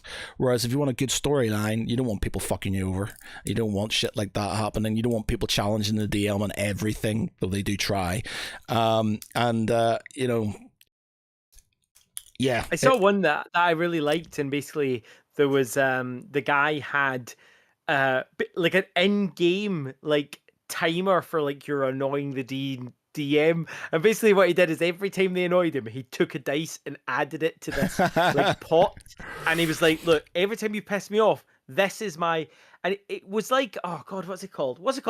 Have inspiration, but for the DM. All right. Okay. So he was like, every time you challenge my ruling, win or lose, if I think you shouldn't have challenged it because you broke the flow of the game, I'm adding a D20 into this. Yeah. And basically, he would just take it out and he'd be like, all right, I'm using one of my pissed off the DM. Because at the end of the day, whether you question it or not, it breaks the flow. Yeah. And so, like, Yeah. if you got to choose your battles. And I agree. Like, I've done the same thing. Like, I don't know if I'm a particularly good player in that regard.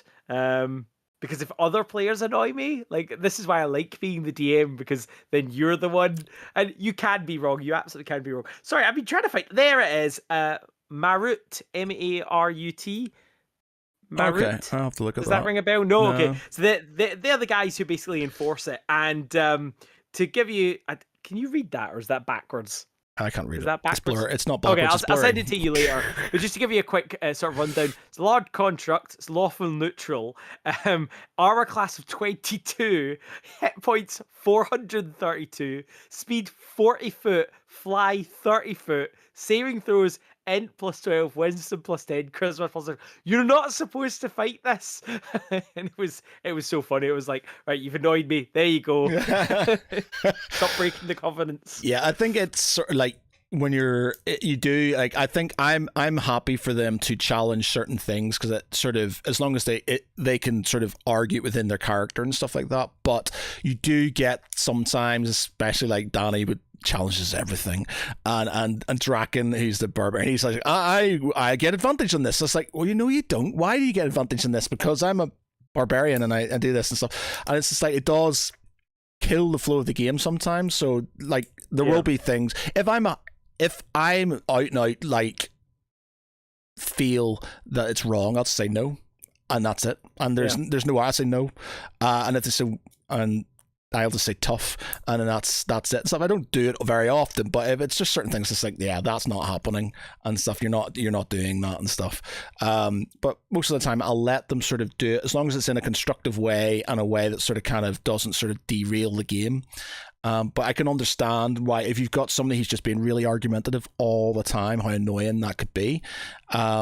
So yeah, especially early on in games and stuff. So that's why I think if you're new to D&D or if just anybody, you have to have specific rules for certain things, especially when it comes to affecting you and other players and stuff. So you have to have respect. You have to do this. If you're going to argue, fine, but this is the outcome of this that happens and stuff.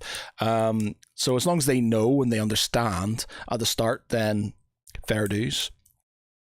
There's one channel that just speaking of sort of what to expect. What's she called? She's a DM and she's got like turquoise hair. Oh God, what's she called? She was. I know which one you're talking about. She was in Manchester a few years back and stuff. She's got the ears and stuff. She wears like elf ears and things like that. Yeah, if I put in D&D, surely she's going to appear. Oh, D&D shorts, I love that. Bob the World Builder. Yeah. Have you watched him? He's fantastic. Jenny DI. Yeah. Yep. So, just for anyone talking about like sort of rules as standard, she has a whole bunch of really good resources that are basically player aids, but for understanding what to expect in a campaign. That are basically, and I think this is quite important in terms of what you've mentioned is important, obviously within game, but she has a lot of player aids for things that you wouldn't necessarily think of, such as like content warnings almost.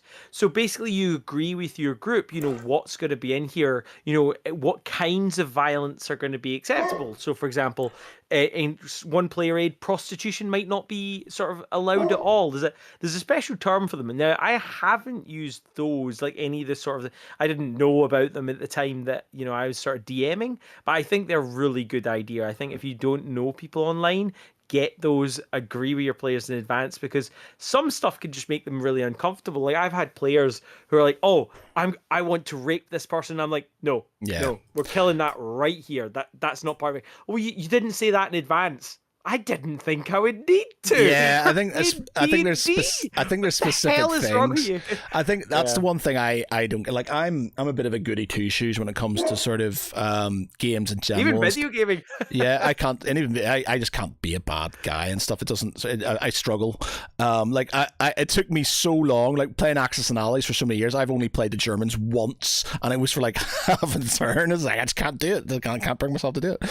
But you do have to have sort of kind of rules and stuff, and I think a lot of people just like, oh, I want to do this as it's a it's make believe and stuff. It's like, yeah, but even if your character's an asshole, you're still playing that person and you're talking about raping somebody and stuff. That's just not cool in any way, shape, or form. No. It doesn't matter if it's fake or not. It doesn't matter if your guy is the worst person in the world. You shouldn't want to be sort of kind of snuffing somebody, and in a game. It just, yeah, it's not. My villains, if they are homebrew rather than like, although I don't know about you, but even my homebrew characters, I've normally stolen the sheet off of something else. It's like, yes, this is the name and this is what they've been up to, but they're actually just the Yeah, character sheet of someone else. But mine are always like so Disney villainish. Like basically, my favorite one ever was, and it's such a cliche, but it was the NPC. It was the friendly NPC that had always been helping them out. It was basically their hub world. They always went back to them. But then it turned out that when they started putting the pieces together, they were like, oh, he was the one that sent us on this mission. Oh, he was the one that said this. Oh, he was, and then it like turned out that he was the, not the big bad, but he was the one pulling the strings. yeah, But yeah, even then, like like the slave trade was actually like putting into slave and like capturing like semi-sentient beings. It wasn't like proper slavery because I was yeah. like, yeah, no, I think that's a you bit have to. icky. I think you have to be very careful, and I always think that if there's somebody who's willing to, in fantasy, fantasize about bad shit like that, then there's obviously something wrong with them deep down and stuff. I can understand people wanting to be a bit of an asshole in a game, being the bad guy in a game and stuff like that, but if you're going that far, then I think there's mental problems there, and it's not sort of, oh, it's a bit of fun. It's not. There's something underlying within you that wants to do that, but can't in real life, so you act it out in the game, and that's disturbing and stuff. So that's for me. Like I can't bring myself to even to be the bad guy in a video game and stuff because I can't sort of. I struggle. I have massive guilt complexes and stuff. So I was just like, yeah, I can't even fake that because Yeah, you also mentioned romance, and I think that's another one that can be very difficult. Romance between a player and a DM controlled character, I find is much easier than romance between players because I don't know, again, I don't know like sort of what the group dynamics are that you've had, but why is it that guys will, oh, if there's a girl in the group or someone playing a girl character, immediately so many of them want to start romances. Now, maybe this is again just because when you play online, people behave differently because they're behind a camera. yeah, They know they can say something like, I know I can kick your ass. Wait, how far away do you live away? 40 minutes? Oh, shit. But you know what I mean? Like, I don't, is that something you've had any sort of problems with? No, like because my guys are all sort of married and kids and stuff like that, so they're not really sort of not bothered and stuff. Like Danny was female character, and there's real no interest in it. Like they had their own sort of kind of backstories and stuff, and we just went with that and stuff. It's just there's been no intent sort of to have any sort of romance within the party and stuff. It's literally I've thrown in romances with NPCs and stuff, and that's it. Mm. And has there been anything like that? Because I didn't start. I didn't. Again, I didn't have player aid. So again, maybe that's on me. That was like sort of when you step into the new world of DMing, especially when it's online, you don't know people. But how do you feel about the DM when they, in a way, retcon? Because, like, for example, I didn't explicitly say no romances in my campaign. I didn't say that. So when people started to do it, and I was like, look, I don't think that you're making this other person feel comfortable.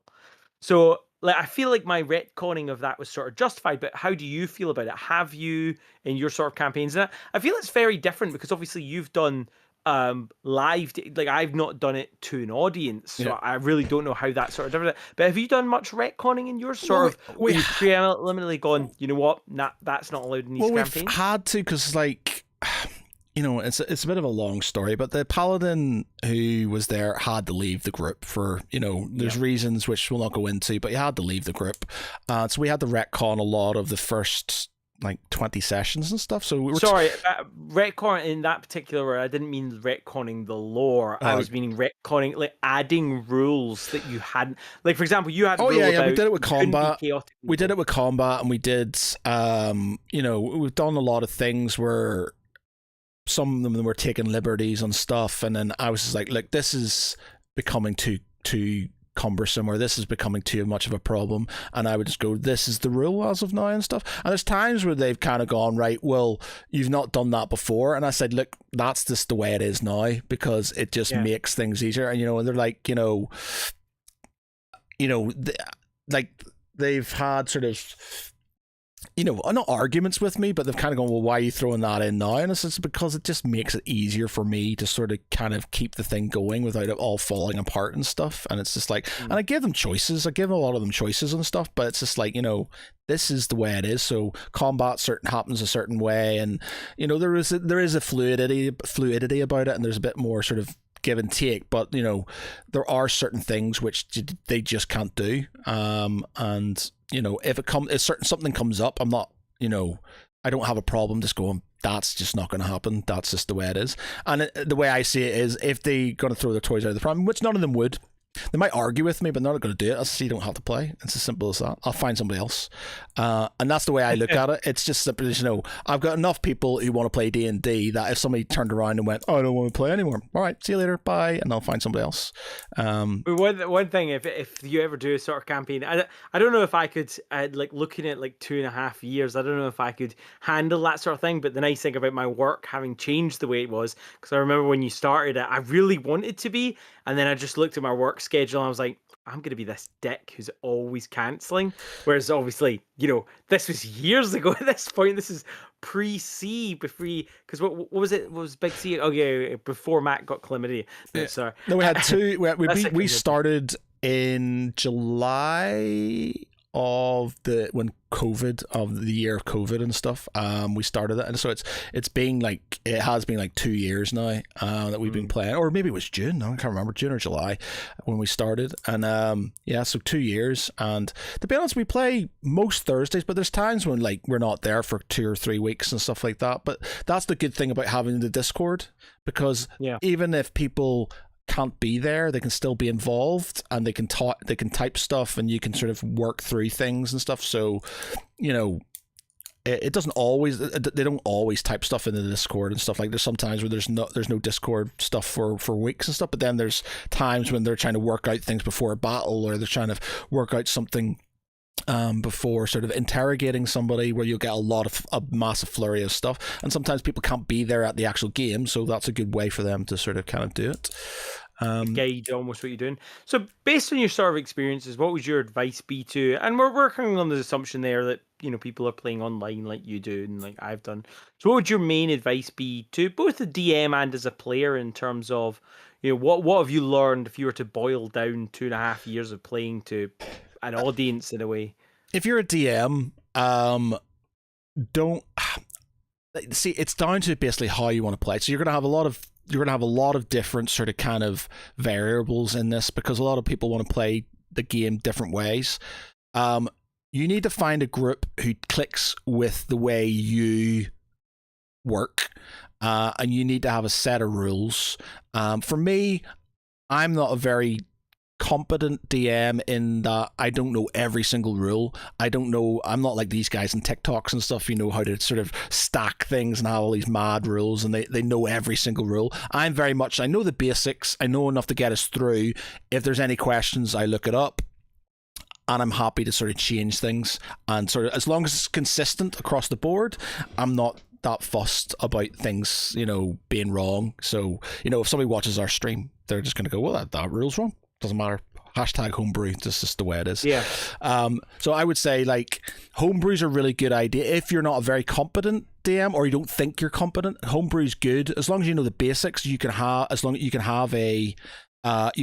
a world that, and you can use templates and you can use these things, but rules wise, you can homebrew certain things as long as it's consistent and as long as everybody agrees to it. Then it doesn't really matter about the rules in the book. And in fact, there's a thing in the book that they say it's just a guide. These are just a guideline and stuff. So you can just sort of kind of do that. It's more like guidelines. Yeah, it's like guidelines. Yeah, and for me, like I would always set, before you get a group, if you're going to do random people, then you're going to have to expect conflict and you're going to have to expect, problems.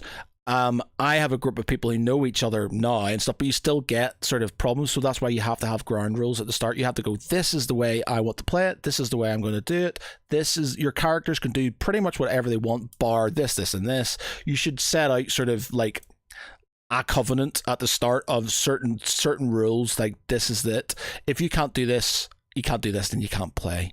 Its story is the first priority here, and then the gameplay and stuff. It's all about sort of moving on, and this is how I'm going to level you, and this is how it's going to be, and you have to get an agreement on all these rules, and they agree to that, then you can move on and stuff. Whereas if you get somebody who's going to piss around, then it's going to ruin it for everybody and stuff. So you need to have that sort of confidence at the start that the people you're playing with understand where you're going with the game, and if they don't want to do it and they're arguing with you, then you find somebody else. Especially if you're new to it and stuff, you should really have not strict rules, but you should have certain things that they know this is the way it is. And then you can just turn around to them if they're not doing it. Said, look, man, you knew what that is. You knew the rules. You either abide by it or you bugger off. And that would be another thing. Don't be afraid to get rid of somebody if they're being a dickhead. If they're not playing it properly and they're ruining it for other people, you either I've been in games where it's fallen apart because somebody's throwing their toys out of the pram, or something's happened and they've ruined it for everybody else and stuff. So you need to have that sort of strength to turn around and go, I'm not having this anymore, go away. And having run Geek Pride for 10 years now and stuff, I'm used to sort of just going, right, you're being a massive douchebag. Donkey. Get out. I'll find somebody else. And I've, having one thing that I don't know if you've ever tried this, but or have been involved in it, but Critical Role always talk about it, how they, before each of the sort of the campaigns, they had like a separate mission zero. Yeah. Always have a mission zero. The individual, and I've never done that because it's so much admin, and I've never thought about doing it. To be honest, I would say you have you meet in a tavern, explain who each other we are, and so you get a get to know you session basically, instead of throwing them in deep. So you have that session where I was meaning like to see how your D&D sort of style mashes with the individual, or do you think that's going unnecessarily far? I think if you want to do that, then that's not a bad idea. I know every person who's in my group, so they're friends. So I know them as people, so I can kind of gauge them, how they're going to act to certain things and stuff. It's just the problem you have is how they act with each other, because as much as I like most people and stuff, so. But other people are very picky about, I don't like that person. They do this weird thing I don't like and stuff. And so it's basically trying to meld and get these people to sort of, you become a bit of a counselor when you're a D&D, a dungeon master and stuff, because you're trying to counsel these people and get them to like each other, or at least sort of, if they don't like each other in real life, they at least sort of work together in the game so the sort of game works, well and stuff. So, yeah,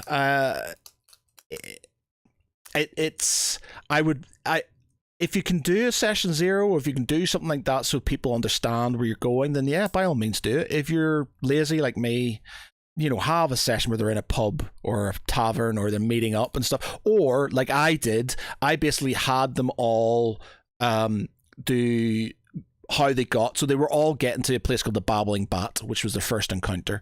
And I had them traveling there individually, so they were basically it was on WhatsApp at the time, but we moved it onto Discord. But it was WhatsApp, and they were basically telling me how they were moving and what they were doing and the sort of things they were getting up to, and that gave me a view on how they were playing the game and stuff like that. So each one of them was sort of explaining, and then I had them where they would bump into each other to get the trip, and so the two rangers bumped into each other, and so they were flying off arrows with each other because they didn't know each other. So there was a bit of a fight, and then they got to know each other, and then they sort of moved on. And the Dragonborn was we got this running thing with the Dragonborn where he's got a butter knife, and he was basically fighting with Bahamut, and he was sort of saying, but Bahamut was basically disguised as this sort of merchant, and he was kind of saying, if anything can be used as a weapon if you're smart enough. And because obviously the Dragonborn's not very smart, it was just like, he's just like, no, you need a good axe and things like this, and he says, and I left it where basically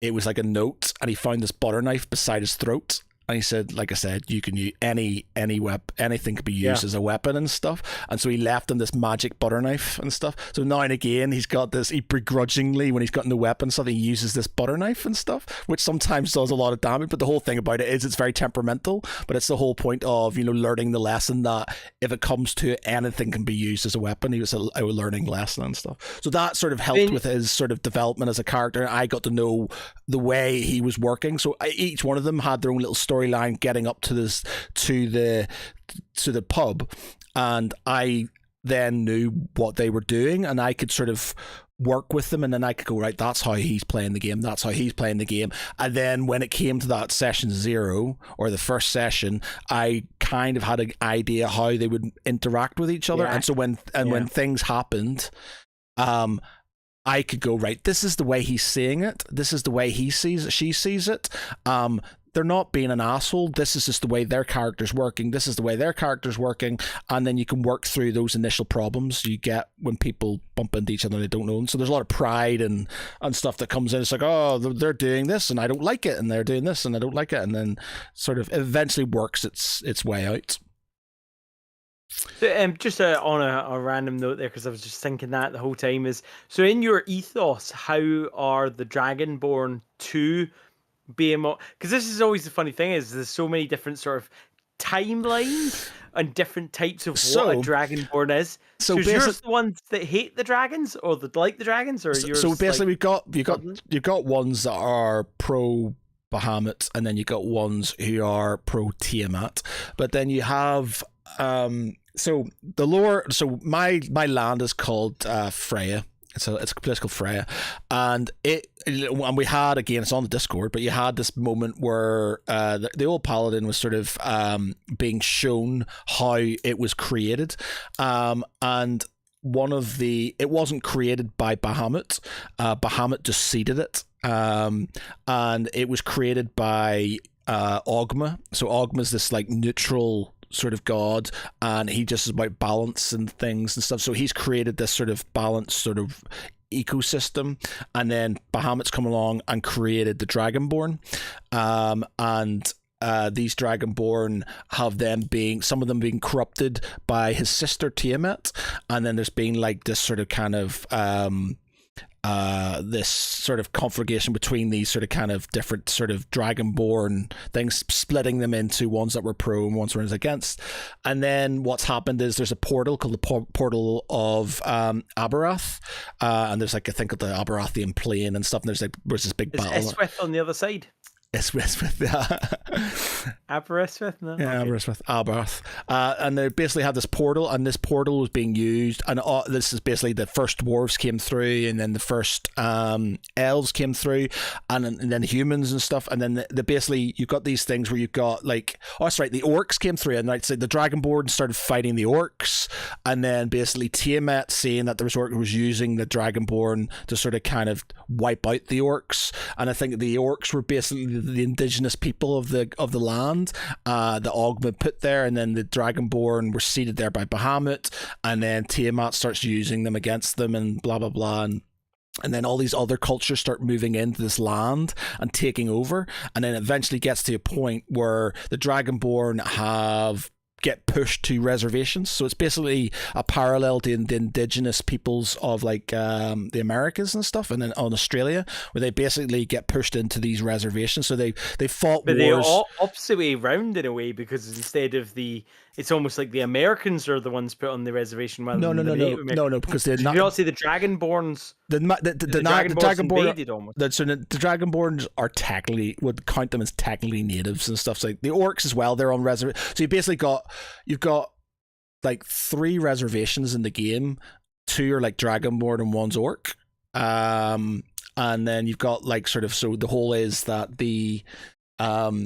they've either fought for or against certain empires and lost, and they've eventually sort of or they've had rebellions, and they've gradually sort of been pushed into these reservations or being used as slaves and stuff. And so you have these sort of things, and so Draken is a part of this very proud sort of reservation, and he, because of all the bad that's happened to his people and what's happened, he's very much doesn't believe in God. Like, he's an atheist, and even though that's sort of like his saying, he always says is, I bow to no man and no God.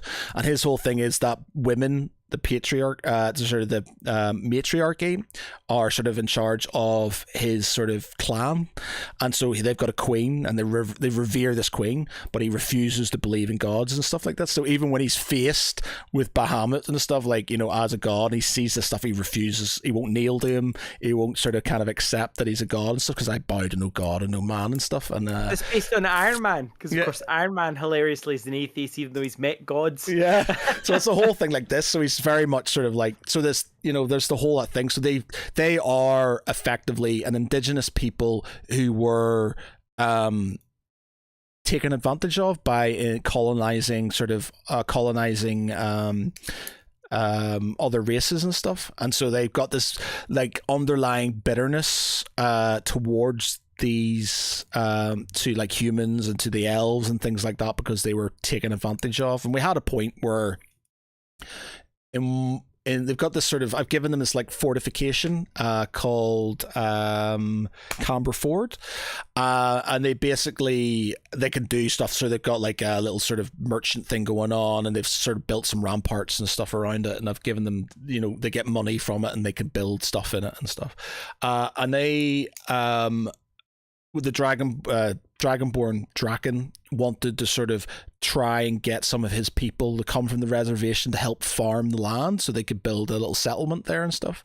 And so he sent a letter, and some came over and stuff. And then I basically threw in that Draken's father is one of the lieutenants, this guy called Kiamat Redscale, and he's had a stream where basically Kiamat is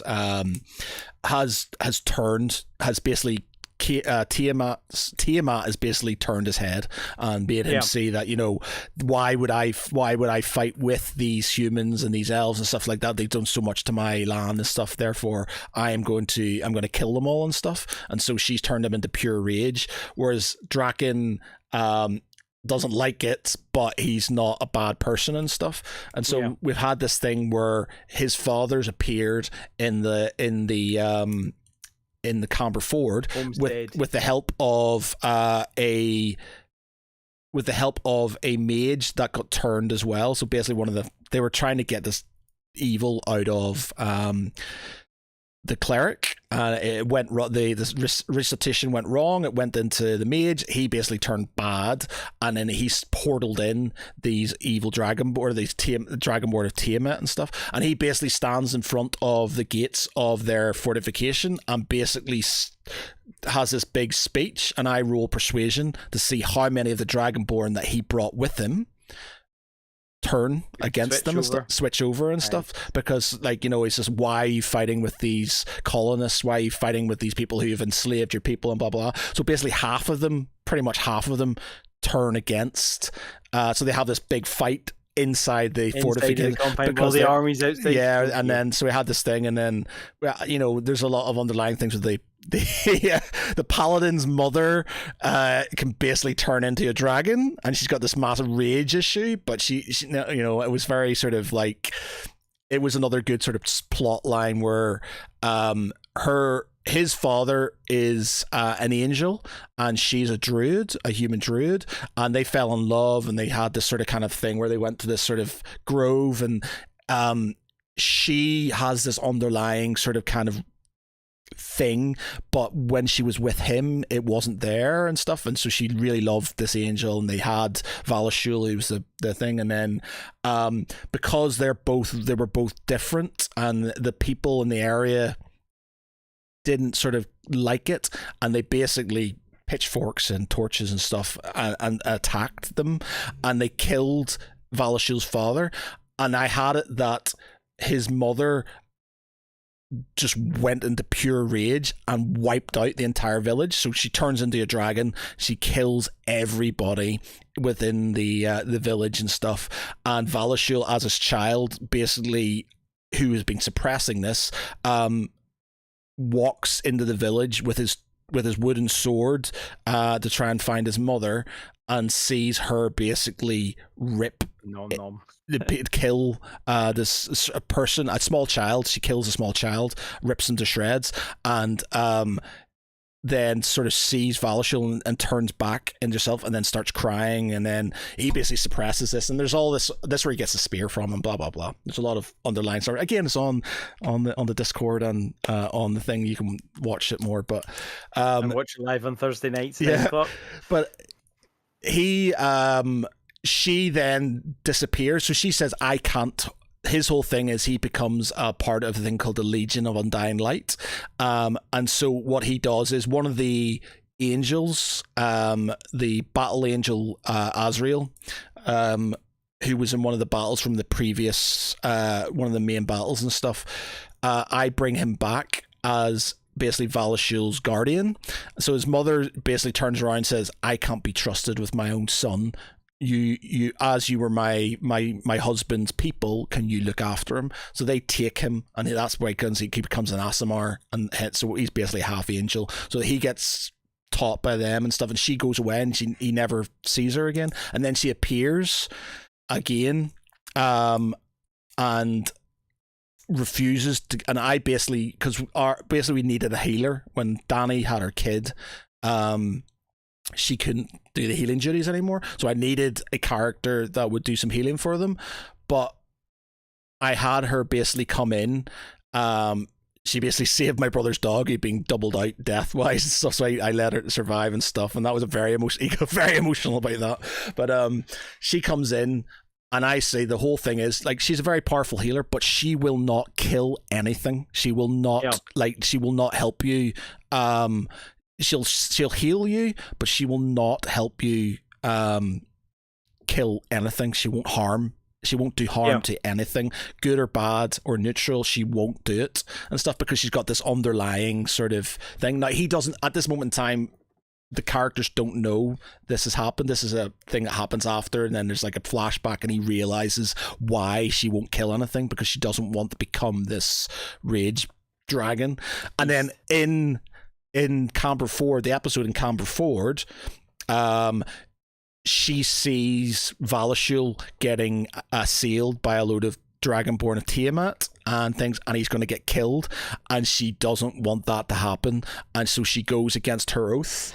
And so basically she's made an oath with Tiamat that she won't kill anybody ever again, and Tiamat's just like, okay, but if you do, you're mine, basically. So if you break your oath with Tiamat, why not Behemoth? So she's given an oath, because so I've got this thing about the dark-haired lady, which is one of the things that Tiamat turns it. She sort of appears to people, and so she goes around and sort of tries to poison the minds of people and stuff. And basically, after her husband has been killed, and her son's been taken away, she turns around and says, like, you know, I can give you vengeance for your husband's death. You can become powerful and all this other stuff. And she's like, I'm not going to. I swear to you, I'm never going to kill a living creature ever again.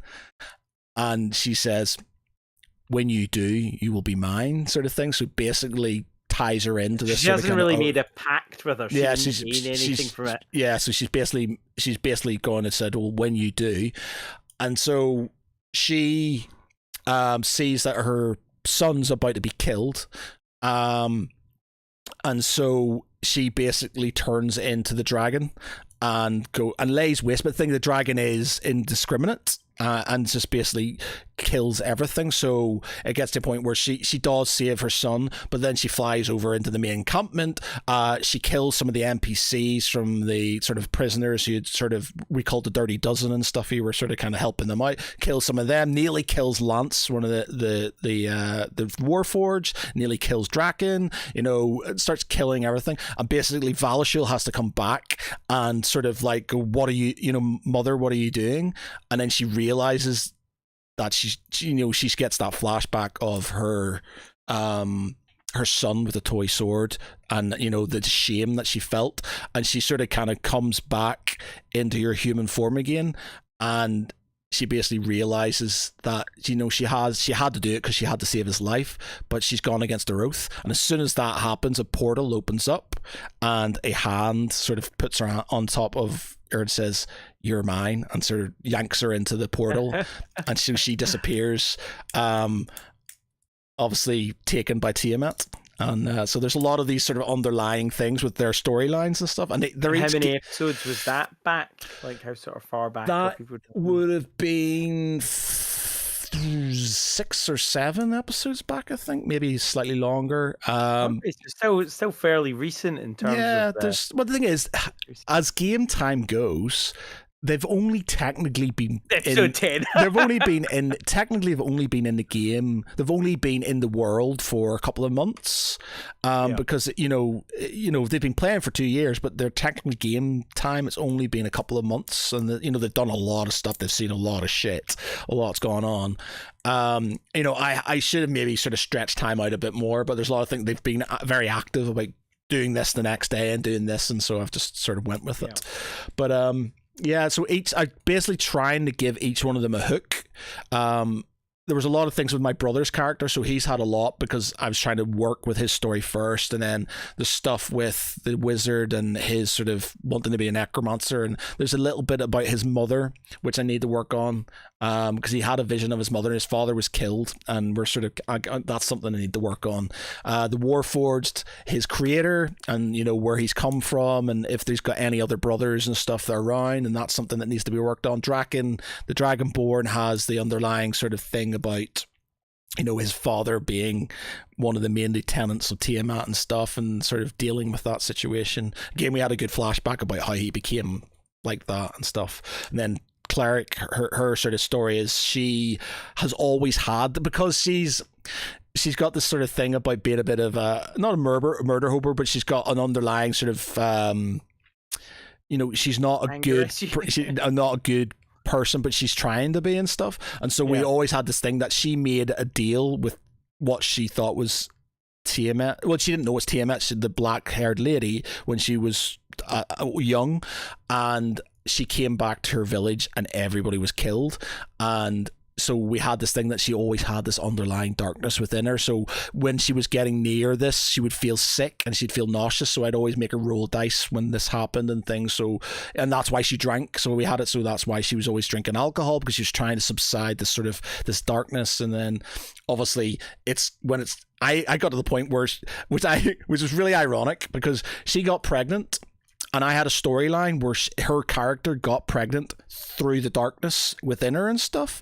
And then I was going to have it where she would give birth to basically the Antichrist within the game sort of thing, And then she actually got pregnant in real life. And I was like, fuck, I can't do this. This isn't good. And then I ran it past her and she said, it doesn't matter. Yeah, it's fine. So I had it where they were trying, I said, but, if she gives birth to this thing, it could kill her. So we had this sort of ritual where they had all these people, and then I was rolling dice, and some of the NPCs who were helping got killed by the ritual and stuff, and that was really good. And so we had this whole thing. So they've each got their own little story arc to keep them invested in the game.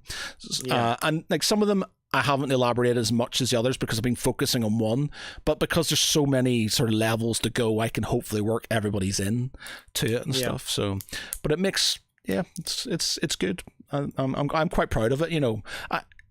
There's a lot of umming and ahhing and sort of what am I going to do when you're ad-libbing on the live stream. But a lot of the Discord stuff's really good, and even the stuff on the stream. I think what you need to do is you need to make, well, one, it should be a separate channel. We've been discussing that for ages. But two, you just need to do a recap where you're just describing, put some pictures up and just describe it. We have a thing called World Anvil, which I've neglected massively. So there's a thing called World Anvil, and I'll try and find a link for it. But we have basically created. I wonder if I'll find it for you here. We have created like lore and maps and things, so people who are watching, the intent was when people who were watching the live stream and stuff could follow along with what's going on this thing called World Anvil, because it had the map, so they could zoom in and they could see, and each map would link to other maps and things like that, and they could sort of see the progress of the party. But because of one thing or the other, I'm behind a lot on it and stuff. But it's a really good. You always needed, in those kind of groups, you almost need like a dedicated person that does that, and it can't be the DM. Yeah, it's taken a long time. Yeah, and there's a lot of stuff, like I went through a stage and I wrote some really massive deep stuff about different things, like different herbs and stuff, like the Athulus plant and stuff like that, and then what it does, how it affects people, and there's certain trees like the life tree and the different battles, and the Kyrelian civil war and all this other things, and there's lots of stuff that can be fleshed out in it. It's just I've not had a time, and I kind of wanted it so people could sort of follow along, but we got to a certain point, and then I said I'll do that another time, and then it just piled and piled and piled. Yeah. But the idea was it would have a recap, but I kind of do want to do a thing where I recap the whole thing. Yeah. If I could dramatize it, that would be good. Like a 5-hour video. Yeah, I would. If I could dramatize it, that would be good. But yeah, I might do. I mean, you've proved that you can talk for 2 hours about it. Yeah. So if you did it in a more succinct manner, I reckon you could get it down to a good 6-hour summary. Yeah, probably. But I enjoy it, and I could talk about it for ages. I think the story, I'm quite proud of it, because there's a lot of toing and froing, and there's a lot of things going on, and there is quite a lot of emotion going on there. People have cried and stuff. I've cried. Yeah. There's I got really taken back by giving the letter for Sir Tristan to Micah's family and stuff, and I had this thing where I was like explaining what it was and that their son was dead, and it sort of just got me, and I started sort of kind of getting really emotional on stream and stuff, and then my brother happened, same thing, when his dog died and things like that. You just sort of it does get quite emotional. That's good. And I said to sort of like Tabitha Lyon, the cosplayer, and her and her dad and a couple of other people are doing it. So they've just started a stream. And she was saying, I wasn't sure if I would like this, and what are people's views on it? And I says, like, it's great, it's amazing for your mental health, and it's just sort of good just to get it out there, and you can sort of it's escapism, and that's why I love it. It's a pain in the ass sometimes to build these worlds and to sort of keep, and sometimes I'm like, this can't be arsed, but because I'm ad-libbing a lot, I can just sit down and just go, right, I know kind of where they need to go. Let's just do this and stuff, and it's great. I love it. And as you've seen, because I've been talking forever. I'm really looking forward to having the episode where we have both our brothers on now, because my brother is more like you. I think. Sorry, is your brother called Gareth? I don't know. No, he's called Michael. Michael. Michael sounds like he's more like me in some regards. He plays it, but he doesn't. Yeah, he's not like you and Lewis, where you two are right into it, and I would never compare myself to how into it you are. I've dabbled, so I think it'd be really cool to have a sort of an aspect for he's a nerd to a point. By association. But no, it's but he is like, he really likes D&D, gets really into it, and he likes games like that and stuff, and we're very competitive. We play board games every Christmas whenever we come home and stuff. It's like, we're very competitive people, but he's the sort of guy who goes out and does coastering, and he's got 3 levels of scuba diving, and he's got sort of like, he's got a license to sort of be a lifeguard and on beach lifeguard and things like this. He does productive real life stuff, whereas me, it's just who sort of kind of lives in a fantasy world. Well, you can be the DM or you can do those things. You can't do both. But this has been an absolute pleasure. I hope you've all enjoyed it. I know I've immensely enjoyed it. I'm really looking forward to that recap. If you need some, terribly accented voices for your recap, I'd love to have a go at that. But thank you very much for joining us on this episode of the Hobby Hoarders podcast. We're not just about it. We're about anything to do with the hobby. If you enjoyed this, give us a like and subscribe. Do let us know in the comments below how you have experienced D&D. If you've got any advice to any budding DMs or even players, do leave it below. But otherwise, I've been Sam. This has been Matt on the Hobby Hoarders podcast. And please do join us in 2 weeks' time, where I promise you we will talk about starter sets and what makes a good starter. But for me, toodle pips. Bye.